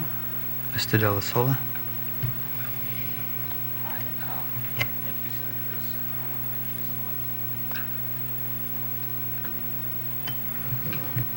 Thank you, Senators. My name is Mark Dalsola. I've been a practicing artist here on Guam for over 30 years. I've been a part of the center for 5 years now, and the benefits of this center are enormous, both in the perpetuating the culture. Also, the people that come up can actually see us in our practice, what we do, how we make things. It's not just something in a retail store or something that's in a showcase for sale. They can see us work. It's a working place. It's the environment is very peaceful, so they can walk up and they can see the scenery, They can enjoy the beauty. I think it's a very essential for the people in Guam to have a place like this, and then to be a part of this depository will make it even more special and become like Mr. Guido was saying, could be the spiritual heart of Guam. And the people, the tourists, they come and there's surveys asking what they want to see. And they're tired of the beaches, they're tired of the shopping, they want to see culture. So this can be the main center for people and for our tourists to come and to see us work and to enjoy the beauty. The view is spectacular. I think that this has to be preserved, not just for me. I'm not going to be here for 99 years, but whoever comes behind me, you know what I mean? And to know that this is here and is for them will make people want to participate. If they know that it's going to be taken away, then it's only just going to be me there, because I'm not going to be here for 99 years. But there needs to be a place designated, and this place is perfect. It's got the view, it's got the location, it's right next to the hotels. It's something that should be utilized, and resources should be poured into this to make this thing. It could be. I've been to all the major museums in the world, and when you go to a country, where do you go? You know what I mean? You go to the museums. You go to the cultural centers. This is one thing that Guam hasn't been able to understand, and I still can't figure it out. I've been living in Palau. Palau, they have a beautiful museum. I go to all the other places. You know what I mean? They go there. So thank God, finally we have a museum. It's not open yet, but we got it there, and it's slowly being put together. That's a major benefit. But this cultural center it's not just a museum, but it's us living. We are the museum. Us, the artists, are the museum. The people who make things are the museum. They can come they come and see us. They can talk to us. They can see how we do things. The kids come in. They come in there and they can see how things are made. They get a practical sense of how things are done. We all have different disciplines in each different house, and put together with the shrine, I think this could be a major resource for the island of Guam. And I think that this is something that I appreciate the bill and your support for this cultural center. Thank you so much. Thank you very much. I've got 3 more people that have signed up, but does anybody have any question of this panel? Yes. Yes? Okay. Thank you. If I may, and while I was sitting here listening, and of course I give due respect to the director and his testimony, and it just kind of joggled my memory. And perhaps, Mr. Guido, you're probably more familiar with it. And I remember several years back I was into a discussion. Bottom line is this. Up near Two Lovers Point, I believe that the Parks and Recreation has a good amount of acreage up there. Do you know that for a fact, Mr. Borja?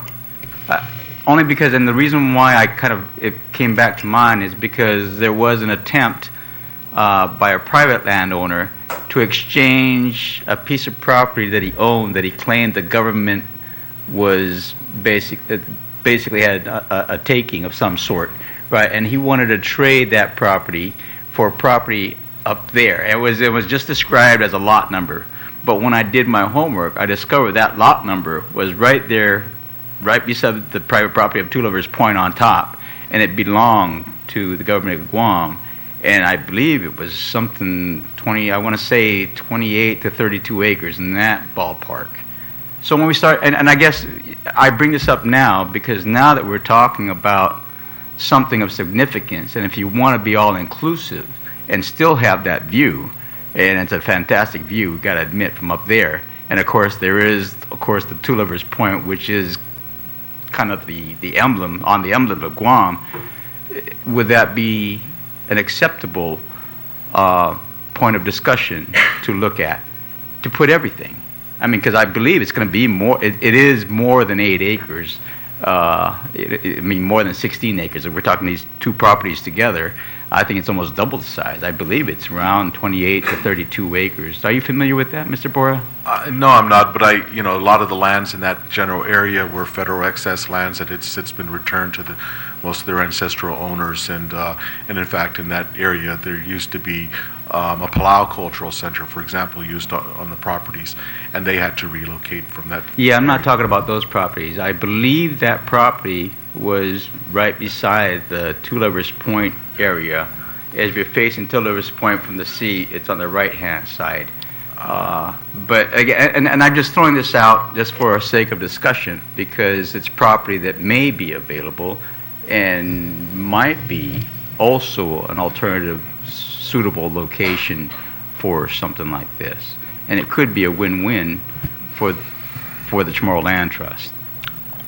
I think I'm aware of what direction you're going to, and I know that many years ago, that place actually got the headlines in the daily news as the land of the growing acreage. Someone owns a piece of property, and several years later, 1 acre became 20 acres or 100 acres, and it just needs. I don't even want to say more than what I want to say here, but. Yes, you're right. Part of that property up there is government land. I think, if I can say it safely, the land was used as a private public partnership sort of way, where the businesses can use it, can use government land. I don't know how they manipulate these things, but. You can find out who are the benefactors of that up there.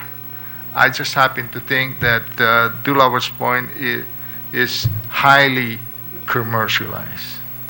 Well, it's a significant piece of land. Like I said, if I remember the acreage, we're talking over 20 acres. Yeah, there is some land up there that is part of the ancestral lands, crown lands, and it's going through land registration process with an excess landowners return lands in that area. So there is a major land registration case ongoing right now for settling some of those lands. But what comes back out of that is that it becomes crown lands of the Ancestral Lands Commission. And the ownership, excuse me, but if my memory is still here, some of the landowners can ring a bell. The name would be like Gilham or Gil something that happens to, or that the face of the cliff is a private property. I don't know if you've read something like that, and I know that in the newspaper it became a controversy where someone whose last name is Taitano happens to own some of the property there before. But when you go back in time and you look at the government land registration, that some of that property actually is government land, but is for some reason it was allowed to become used as a private public partnership to create the Two Lovers Point tourist attraction area. I think it's very much commercialized. I am not in support of the idea of destroying the landscape, putting that thing on top of that. It's Mr. Guido, if I can just, before we go in front, I'm just looking and throwing out an idea, because I don't believe that the property that I'm talking about is part of the Two Lovers Point Park area. It's, if you're facing the ocean, it's to the left of it. And I'll have to do my homework to verify this, but I believe at the time it was land that the department, I might be wrong, but I believe it was the Department of Parks and Rec had reserved back in the day when the government agencies were asked to reserve certain parcels of land for their operations. I believe that was a parcel that Parks and Recs had claimed, or at least had, put aside. And I don't know that, I have to take a look at it because it was at least 8 years ago that this issue came up, and I discovered it was that land that this private landowner was trying to exchange because he was saying this belongs to the government. And I believe it was under the Parks and Recs. So, again, and we won't, I don't want to get into that discussion. I just wanted to throw out that possibility. I don't want to go into that discussion because we might enter into a discussion that some people may not like to hear. But I'm just saying, like Mr. Borja is correct, that the surrounding areas are crown lands that have been returned and ancestral lands that were returned, and now some of it are being returned to the original landowners. Mm-hmm. And I know that there are Torres family, there's the Ulloa family, and there's the Calvea family. And I understand that, Mr. Guido. Like I said, and I see the former director, if I may ask by a nod of the head, are you familiar with anything along those lines, Mr. Borja, standing in back?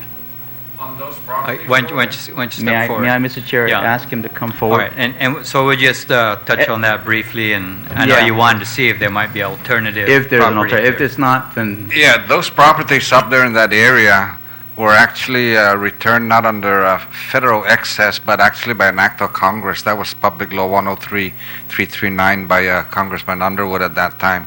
So that had a special return process on there. Are there crown lands in that area? Definitely there are.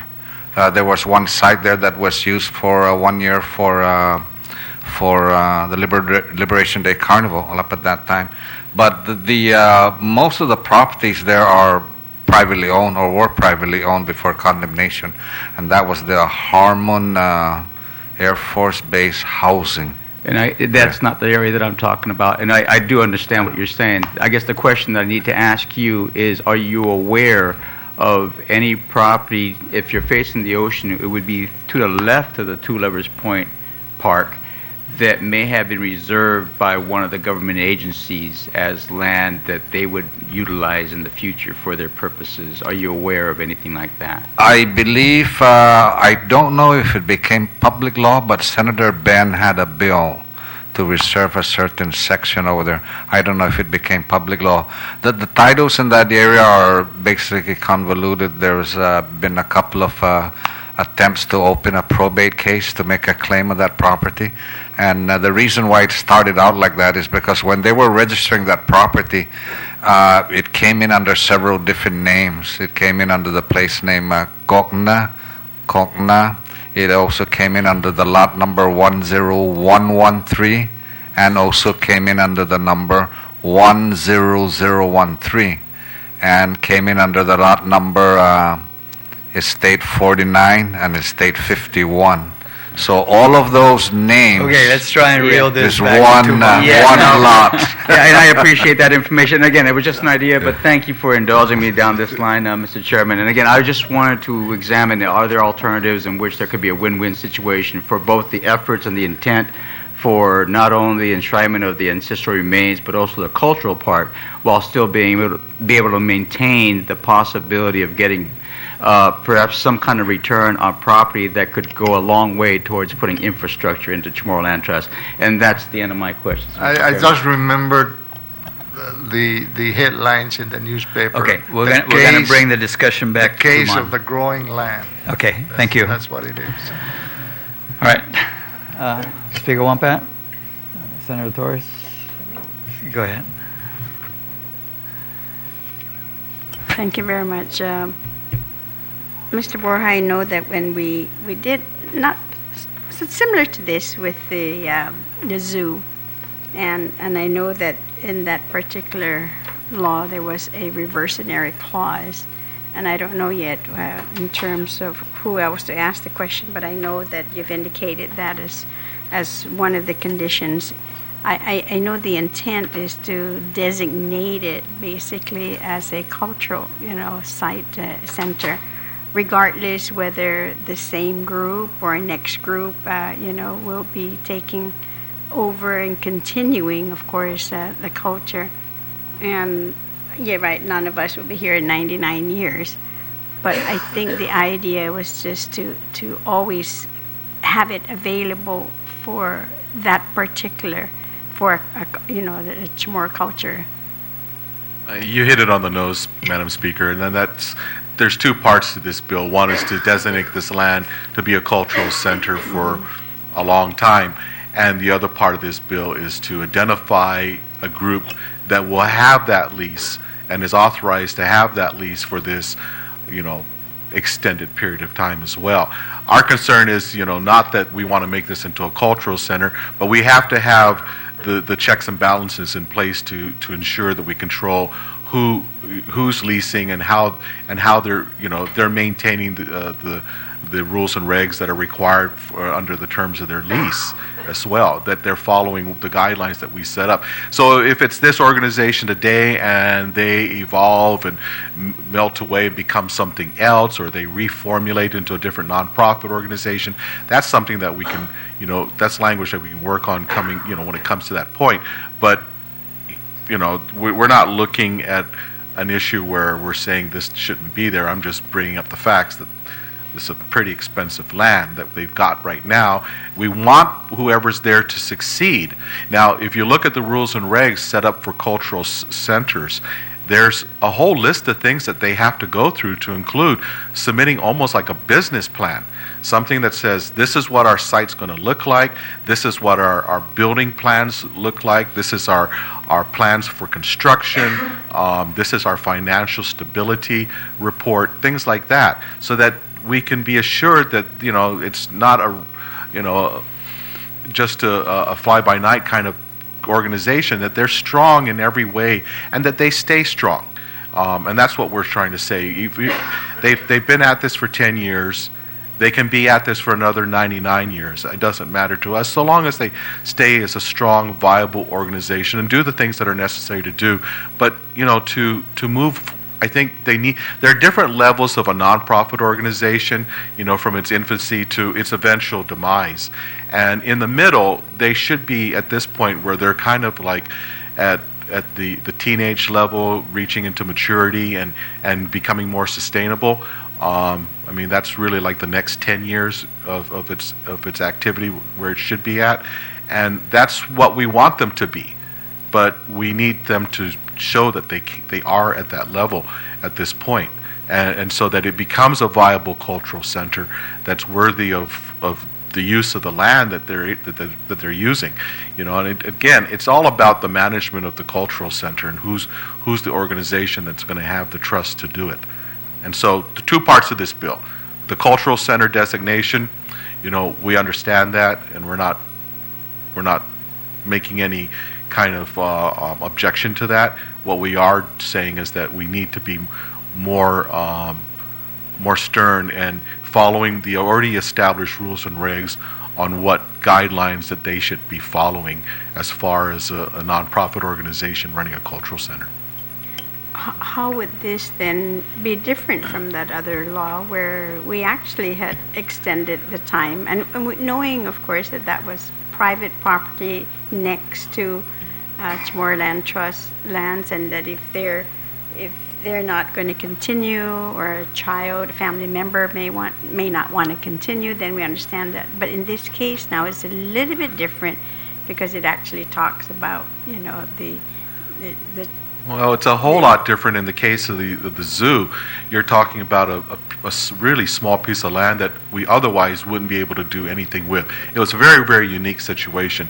All of them have to be looked at as very unique. You're right. I know that. But what I'm saying that it is very different. But it's almost like we're saying that it will be a place just like the Chamorro Land Trust lands for residences, that this will be for the Chamorros to be able to practice, their culture, and not necessarily holding an organization, a nonprofit organization, but for even if it exchanges hands, or the leadership maybe in the organization changes, but that would always remain somehow, maybe just coming in to change the signature of whomever it is now that is heading, the nonprofit organization, rather than making it as stringent as, you say that you would like it to be with all the other leases that you have. Well, nonprofits, we don't deal with very many of them. And the ones we deal with are just in some cultural centers right now.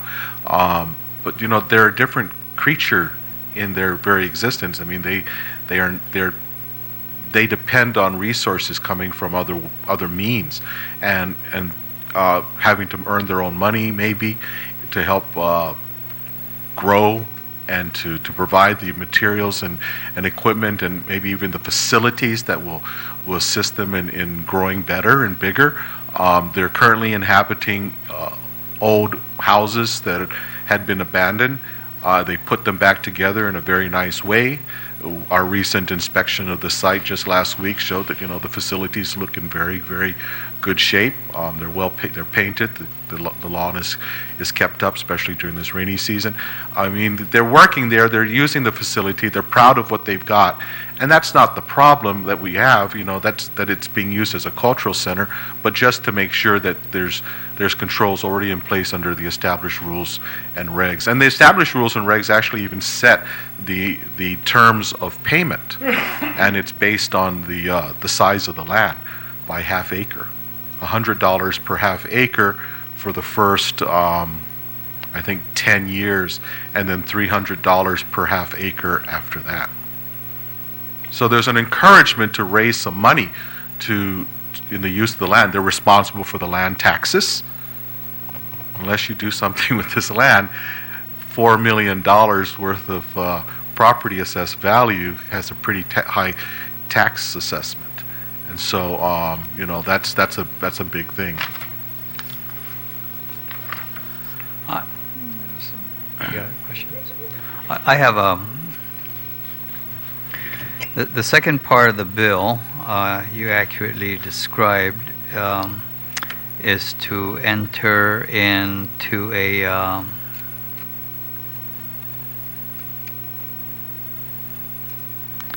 This authorizes the Chamorro Land Trust to lease the lot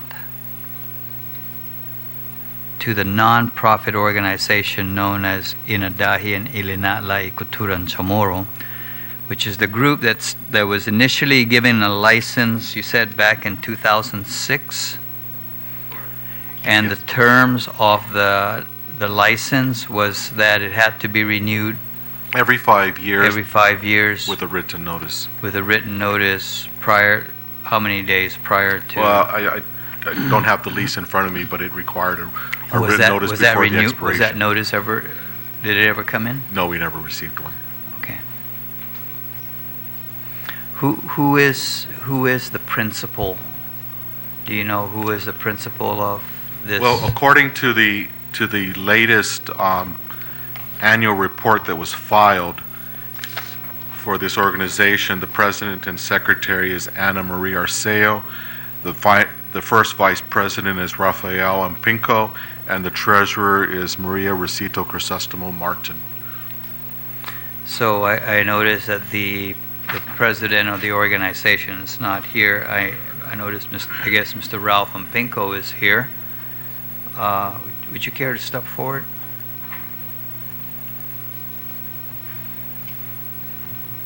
We also have signed up, I guess, Ian. You can go ahead and step forward if you want to make, and then a Celeste Paris. But I do want to ask some, I guess, somewhat technical questions to the organization that's there right now. Are you aware that there was that requirement to state in writing the organization's desire to continue with the license? Hafide, my name is Rafael Ampinco, first Vice President of Inadine Lanala Kutin Chamorro. From what I recollect, we have been through this. The last time we encountered this, we spoke about converting it from a 6-year or 5-year lease to a 20-year lease, but then we were talking about making a 99. I'm sorry, not lease, a license, and converting it from a license to a lease, a 99-year lease. This has been something, over time. It's been reoccurring. We've been talking. I know we've been talking about it, Anne Marie and myself, and the board. And yes, we did file according to how he has explained. We are a humble nonprofit organization that looks towards the community to help us in every way possible, from bush cutting down to finances. And we, at every chance we get, try to, be as transparent as possible. So.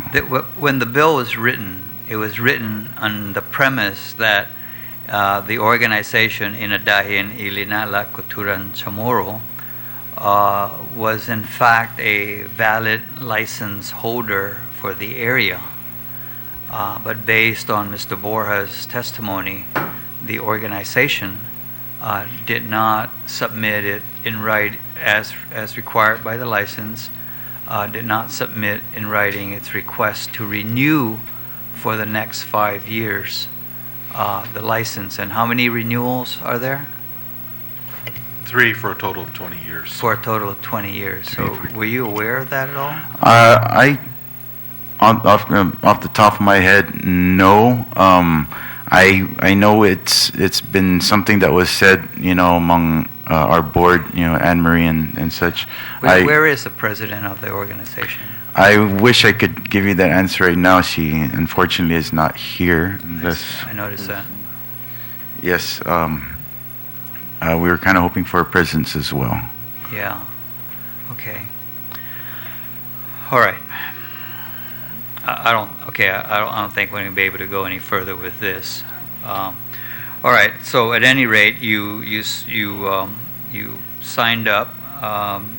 You wanted to give oral testimony, and then followed by Mr. Catling, and then we had Celeste Paris. So you can step forward, and I hope you could hang around just a little bit. Okay. So we'll start with you. Hafaday, Senators, Speaker Judy Wampet, Vice Speaker Cruz, Guausi Rafampinko, first Vice President of Inadine Elena Alikutur Chamorro. In 2006, a group of visual artists and citizens of Guam organized and wanted to provide something more for our community. 10 years later, we are here today to tell you that we are still on track and continuing the mission to share the Chamorro culture and language to art. We are and have been a nonprofit organization that are here to not only share the culture and language, but to also incubate our local artists and to educate them and the community together. The main beneficiaries, however, are our children, community, and our visitors from all over the world. The property has 8 houses, each housing different disciplines in the arts and even a place that shares our antiquity. This is something that is constantly visited by everyone in the community, majority local.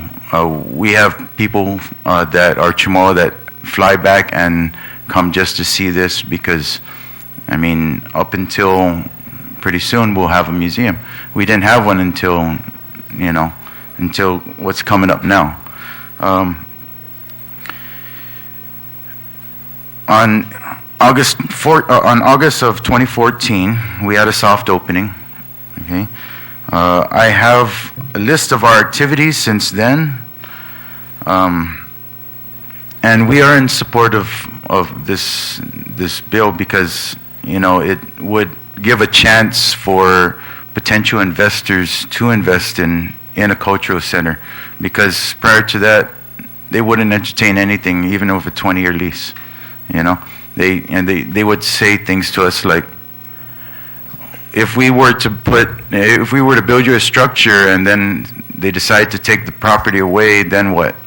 Why should we waste our money on that? And these are real statements, you know. But we want to see how we can still go through with this. How can we make sure this cultural center happens? You know, through all the red tape of you know, make it you know, to make it in this complex you know, this complex land trust situation. Our humble beginnings have brought us this far, and we continue to grow as an organization and a people. Danklo na sa Diyos masi, ang ginangguaw ni inet ng mami. We would like to thank you for your consideration for our organization to be operating up their second couture in Chamorro. All right. Mr. Catling?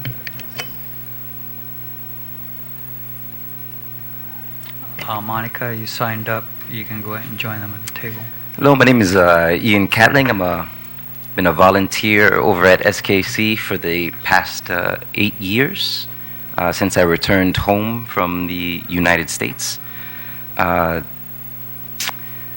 thank Mr. Borja for being able to state some of the delinquencies that we are having, or some issues in terms of filings that the organization needs to take care of. But we've only been in existence for 10 years now. That's a hallmark for a nonprofit organization. Most businesses don't even consider you unless you've been around for 7 years. So we're 3 years beyond that, which is a huge high point. What's not being stated is the investment of people hours and of our own finances to get the facility to the state that it is in currently.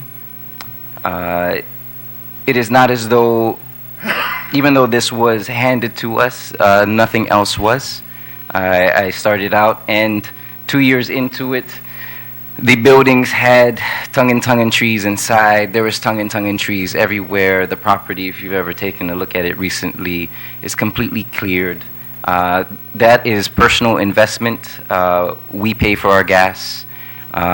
We pay for the renovations in the buildings. We had assessments that were done. The assessor said that each building would cost us roughly around $150,000 to renovate, so that way we can conduct classes. Let us not forget that this facility, its main purpose is a school.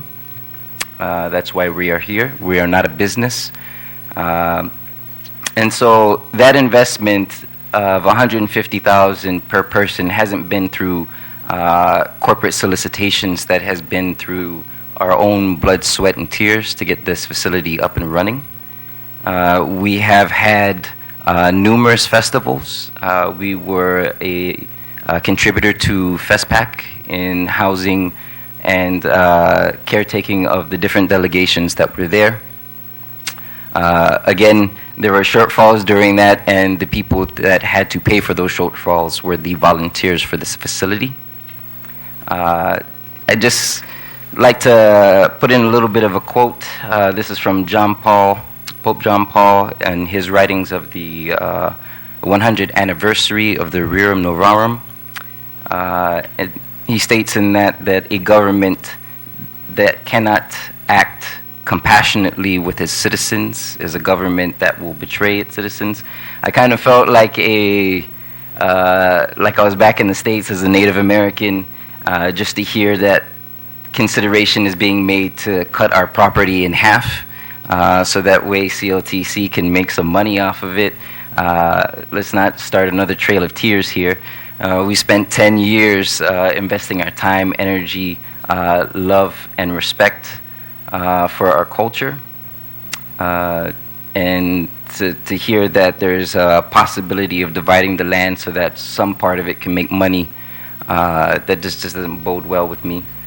But we try very hard in order to go out into the community, have the community aware that though we are the caretakers of SKC, that property is the property of the people of Guam. That property is symbolic of our 5,000-year history. It is important for us to know that 10 years into it, we are still working out the kinks. We are in mourning at this very moment in time as our organization. Our secretary is no longer with us. Defuntu, our Magalahi, is no longer with us this year. We are still trying to forge our path forward while still trying to find ways to fill the gaps that are present now within the organization. There are things that we do need to work on, but I don't want the council here to think that we are not doing our part in terms of honoring what it is that we are saying that we are going to honor, the spirit of our request to have this land, because we are doing that and much more. All right. Thank you very much. Ms. Paris. Hafide, my name is Celeste Ugan Perez. I have been a member of the Sagan Kuturan Somoro, the Inidahin Ilinatla Kuturan Somoro group since 2007. I am here to speak on behalf of support of Bill number 375-33. As a current member and also a previous project manager for events that have been held at the SKC, I find that is a very vital asset to the island, and that we have not just hosted our own people, we have opened our doors as well to our brethren from the other Mariana Islands. We have also hosted groups of different tourist school groups to come up, and so there is definitely signs of ambassadorship as well. I have now become fully aware of the shortcomings. I knew that we have always had a struggle with coming up to par with the things, with our responsibilities at the center as one of the members, though I am not a board member. Has now come to my full attention, and I believe that as bad as as bad as it may look, I believe we should be able to be given the chance to ameliorate the situation, and please try to move forward and continue to make this better in Afamalik on both sides for both of us, not just as an organization, but also for the government, for the island, and for our peoples. I continue to see the growth since I've started with them in 2007. It's very true that every single member, active member and also inactive member, has given of their time and resources there. Those who cannot physically be there and put in manpower hours and hours as an educational facility have also, in support, helped by providing materials for the individuals who have currently put the SKC in the current state that it is in, which is now a viewable and visitable place. Alongside this being an educational center, it is also an auxiliary office for each and every single one of the disciplines to happen, for the artisans of these disciplines to thrive, as they have been struggling and find it very perplexing to be able to be just a full-time artisan, as others are full-time educators, full-time public servants, and the like. So I hope that both very heartfelt and thoughtfully provoking, I hope that all of you would be able to hear what I have to say on behalf of the center and give it some serious, thoughtful consideration. Suzos Mwasi. Thank you very much. Monica? I'm sorry. Hi, good evening. Hafide. My name is Monica Flores. I'm sorry. Thank you all for listening to me tonight. Although they've said it previously, it cannot be stressed enough just how much hard work, commitment, dedication, donation of time and energy it took for the center to be what it is today. I have not been an active member. I was associated with the group when they first got together, when they were in their early forming, and I've seen what that property is then and what it is now. And so you're talking about not being able to walk through the property because of the density of the tongan, that all being cleared, replacement of all the doors, the windows, the flooring all being redone, roofs being repaired, wiring being repaired so that the houses can hook up into generator power, water running, plants, vegetables, fruits, flowers being planted, and hundreds and thousands really of residents, students, and visitors alike coming up to the center on a regular basis. It's because of the quality of programs and the commitment of the members of the organization that the SKC was identified as a great location for the Festival of the Pacific Arts, and it was moved around several times. But a lot of people don't understand that during FestPec they hosted the tattoo discipline, the body ornamentation discipline, the medicinal and traditional healing discipline, culinary arts, as well as the other disciplines that are always there. And because of the success of FestPac and because of the connection people made to the people at the Cultural Center, there were some valuable donations of original Pacific art that were left there, like from the delegations, the carving delegations from New Caledonia, important artists from Aotearoa, New Zealand. And the reason why they were left there, not just they were left in the care of the members of SKC as stewards and cultivators of our culture. And that helps provide a space that is accessible to everybody. Guam has, it says here in the law that Guam has two cultural centers, Gefpago and Sagan Couture and Chamorro, but Sagan Couture and Chamorro is the most accessible and regularly operated cultural center. And it was identified at the time as the only cultural center on island, which is why many of these artists have left treasures in the care of SKC. And many artists have come after Festival Pacific Arts, realizing what they missed and the importance of that gathering and the sacredness of that space, and have come up to the center to make connections with the people who are still there. The Cultural Center includes a wonderful private collection of artifacts, a housing dedicated just to traditional fishing, and another for body ornamentation. We have a great artist in residence. One of Guam's greatest artists is there all the time, working and mentoring up and coming artists. We have a great seafaring group that comes up there that's carving all the time. The thing is, you know, here we are today, here to testify in favor of Bill 375-33, and now I think we're all sitting here with some disappointment and some shock and some concern that now our license, the validity of the license is being called into question, and it's very painful to come to that realization. But I really ask that you consider the strength, the success, and the contributions that SKC has made within the last 10 years, because that does not reflect the leadership of the board members. I mean, that's definitely a reflection of the leadership of the board members. That's a reflection of the commitment of the members of SKC.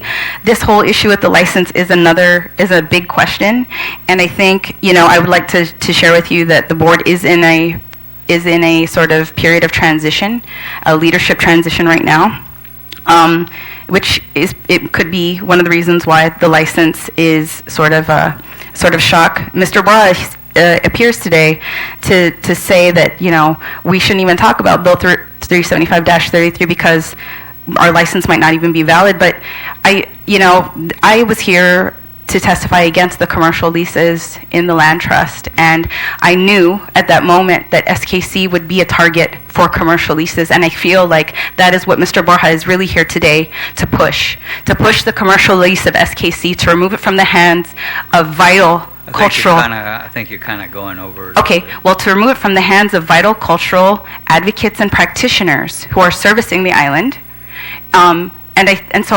So I'm here today to respectfully request that you consider that not take place, and maybe there's a way we can rectify the situation with the license. the cultural center, the members of the cultural center genuinely hoped to become, leasees, trustees. And, if I, to my recollection, that property in Tamuning, the Paris family deeded for public use, for a cultural center, for a park, or for a hospital. And when it was first identified to be developed to a hotel, the residents of Tamuning rose up against it and petitioned to not allow it to happen, since that land was deeded for public commercial, public cultural, or educational or beneficial use. And that is what the cultural center does. And I think that, to take it away and make it available for commercial leasing goes against not just what the trust was started for, what SKC was started for, but also the wishes and the hopes of the original landowners who deeded it to the government of Guam. Thank you very much. Thank you. You've been up there now 10 years. Do you have water and power up there? We do not have power. We have agricultural water to tend to our plants, of course. Okay, thank you. Does anybody have any questions? Ralph, you mentioned something that there are investors who are interested in developing the culture center, and of course they wouldn't want to do it with a short, time of a lease. Is there any language in the agreement that you have with CLT about subletting? In our current license, it states no subleasing whatsoever. We don't come anywhere near that. If anything, we're just almost like a community center for artists. Okay, for local community. So how then? I mean, this might be off, I know, but maybe later on we can discuss it even further. But how would it be possible if the lease, of course, is under SKC, and then you're going to bring in somebody to develop the area, and there's always expectations of, either financial, benefits from it, and I'm just trying to figure out where you're at as a nonprofit, and why would you? I mean, I understand now that we want this to be available for the Chamorro culture, but now you're delving into something else that could just change this whole thing. Mm-hmm. Well, in the past, I'd say about 5-6 years ago, we've had visits from neighboring investors. One such was Ken Corporation, and there are others.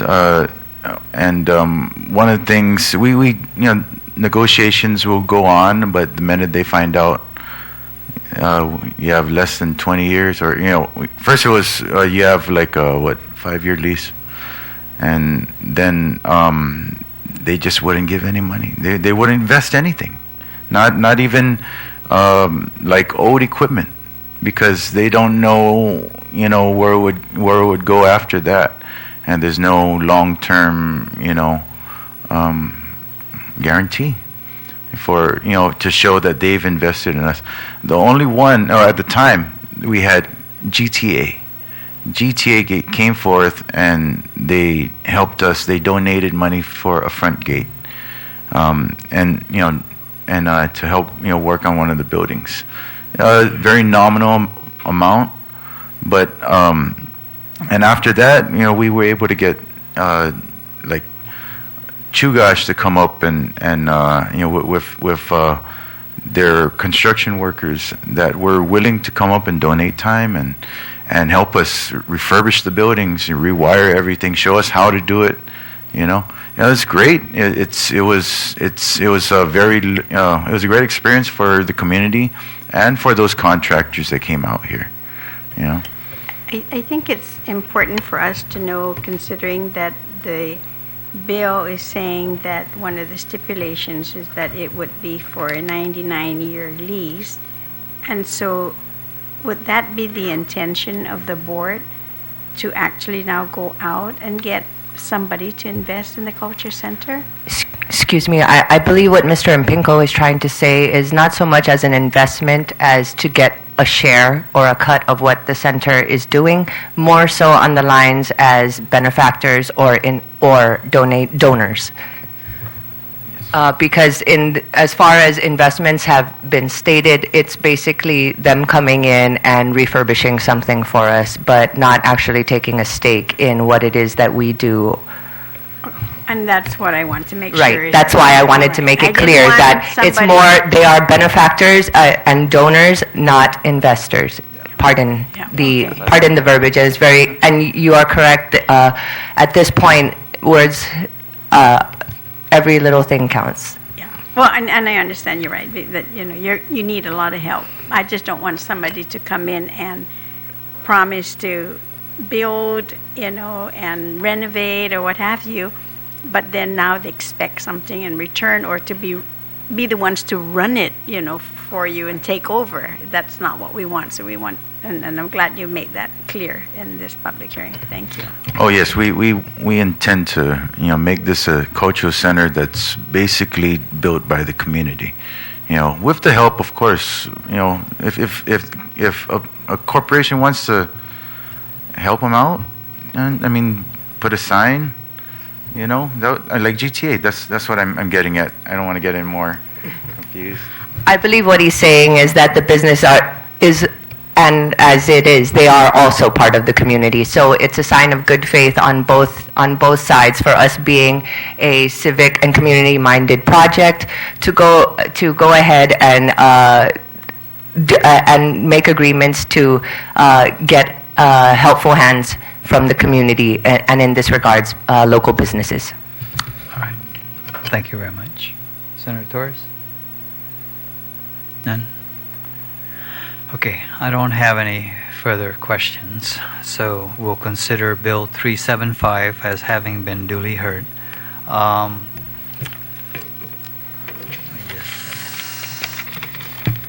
And there being no further questions or testimonies, then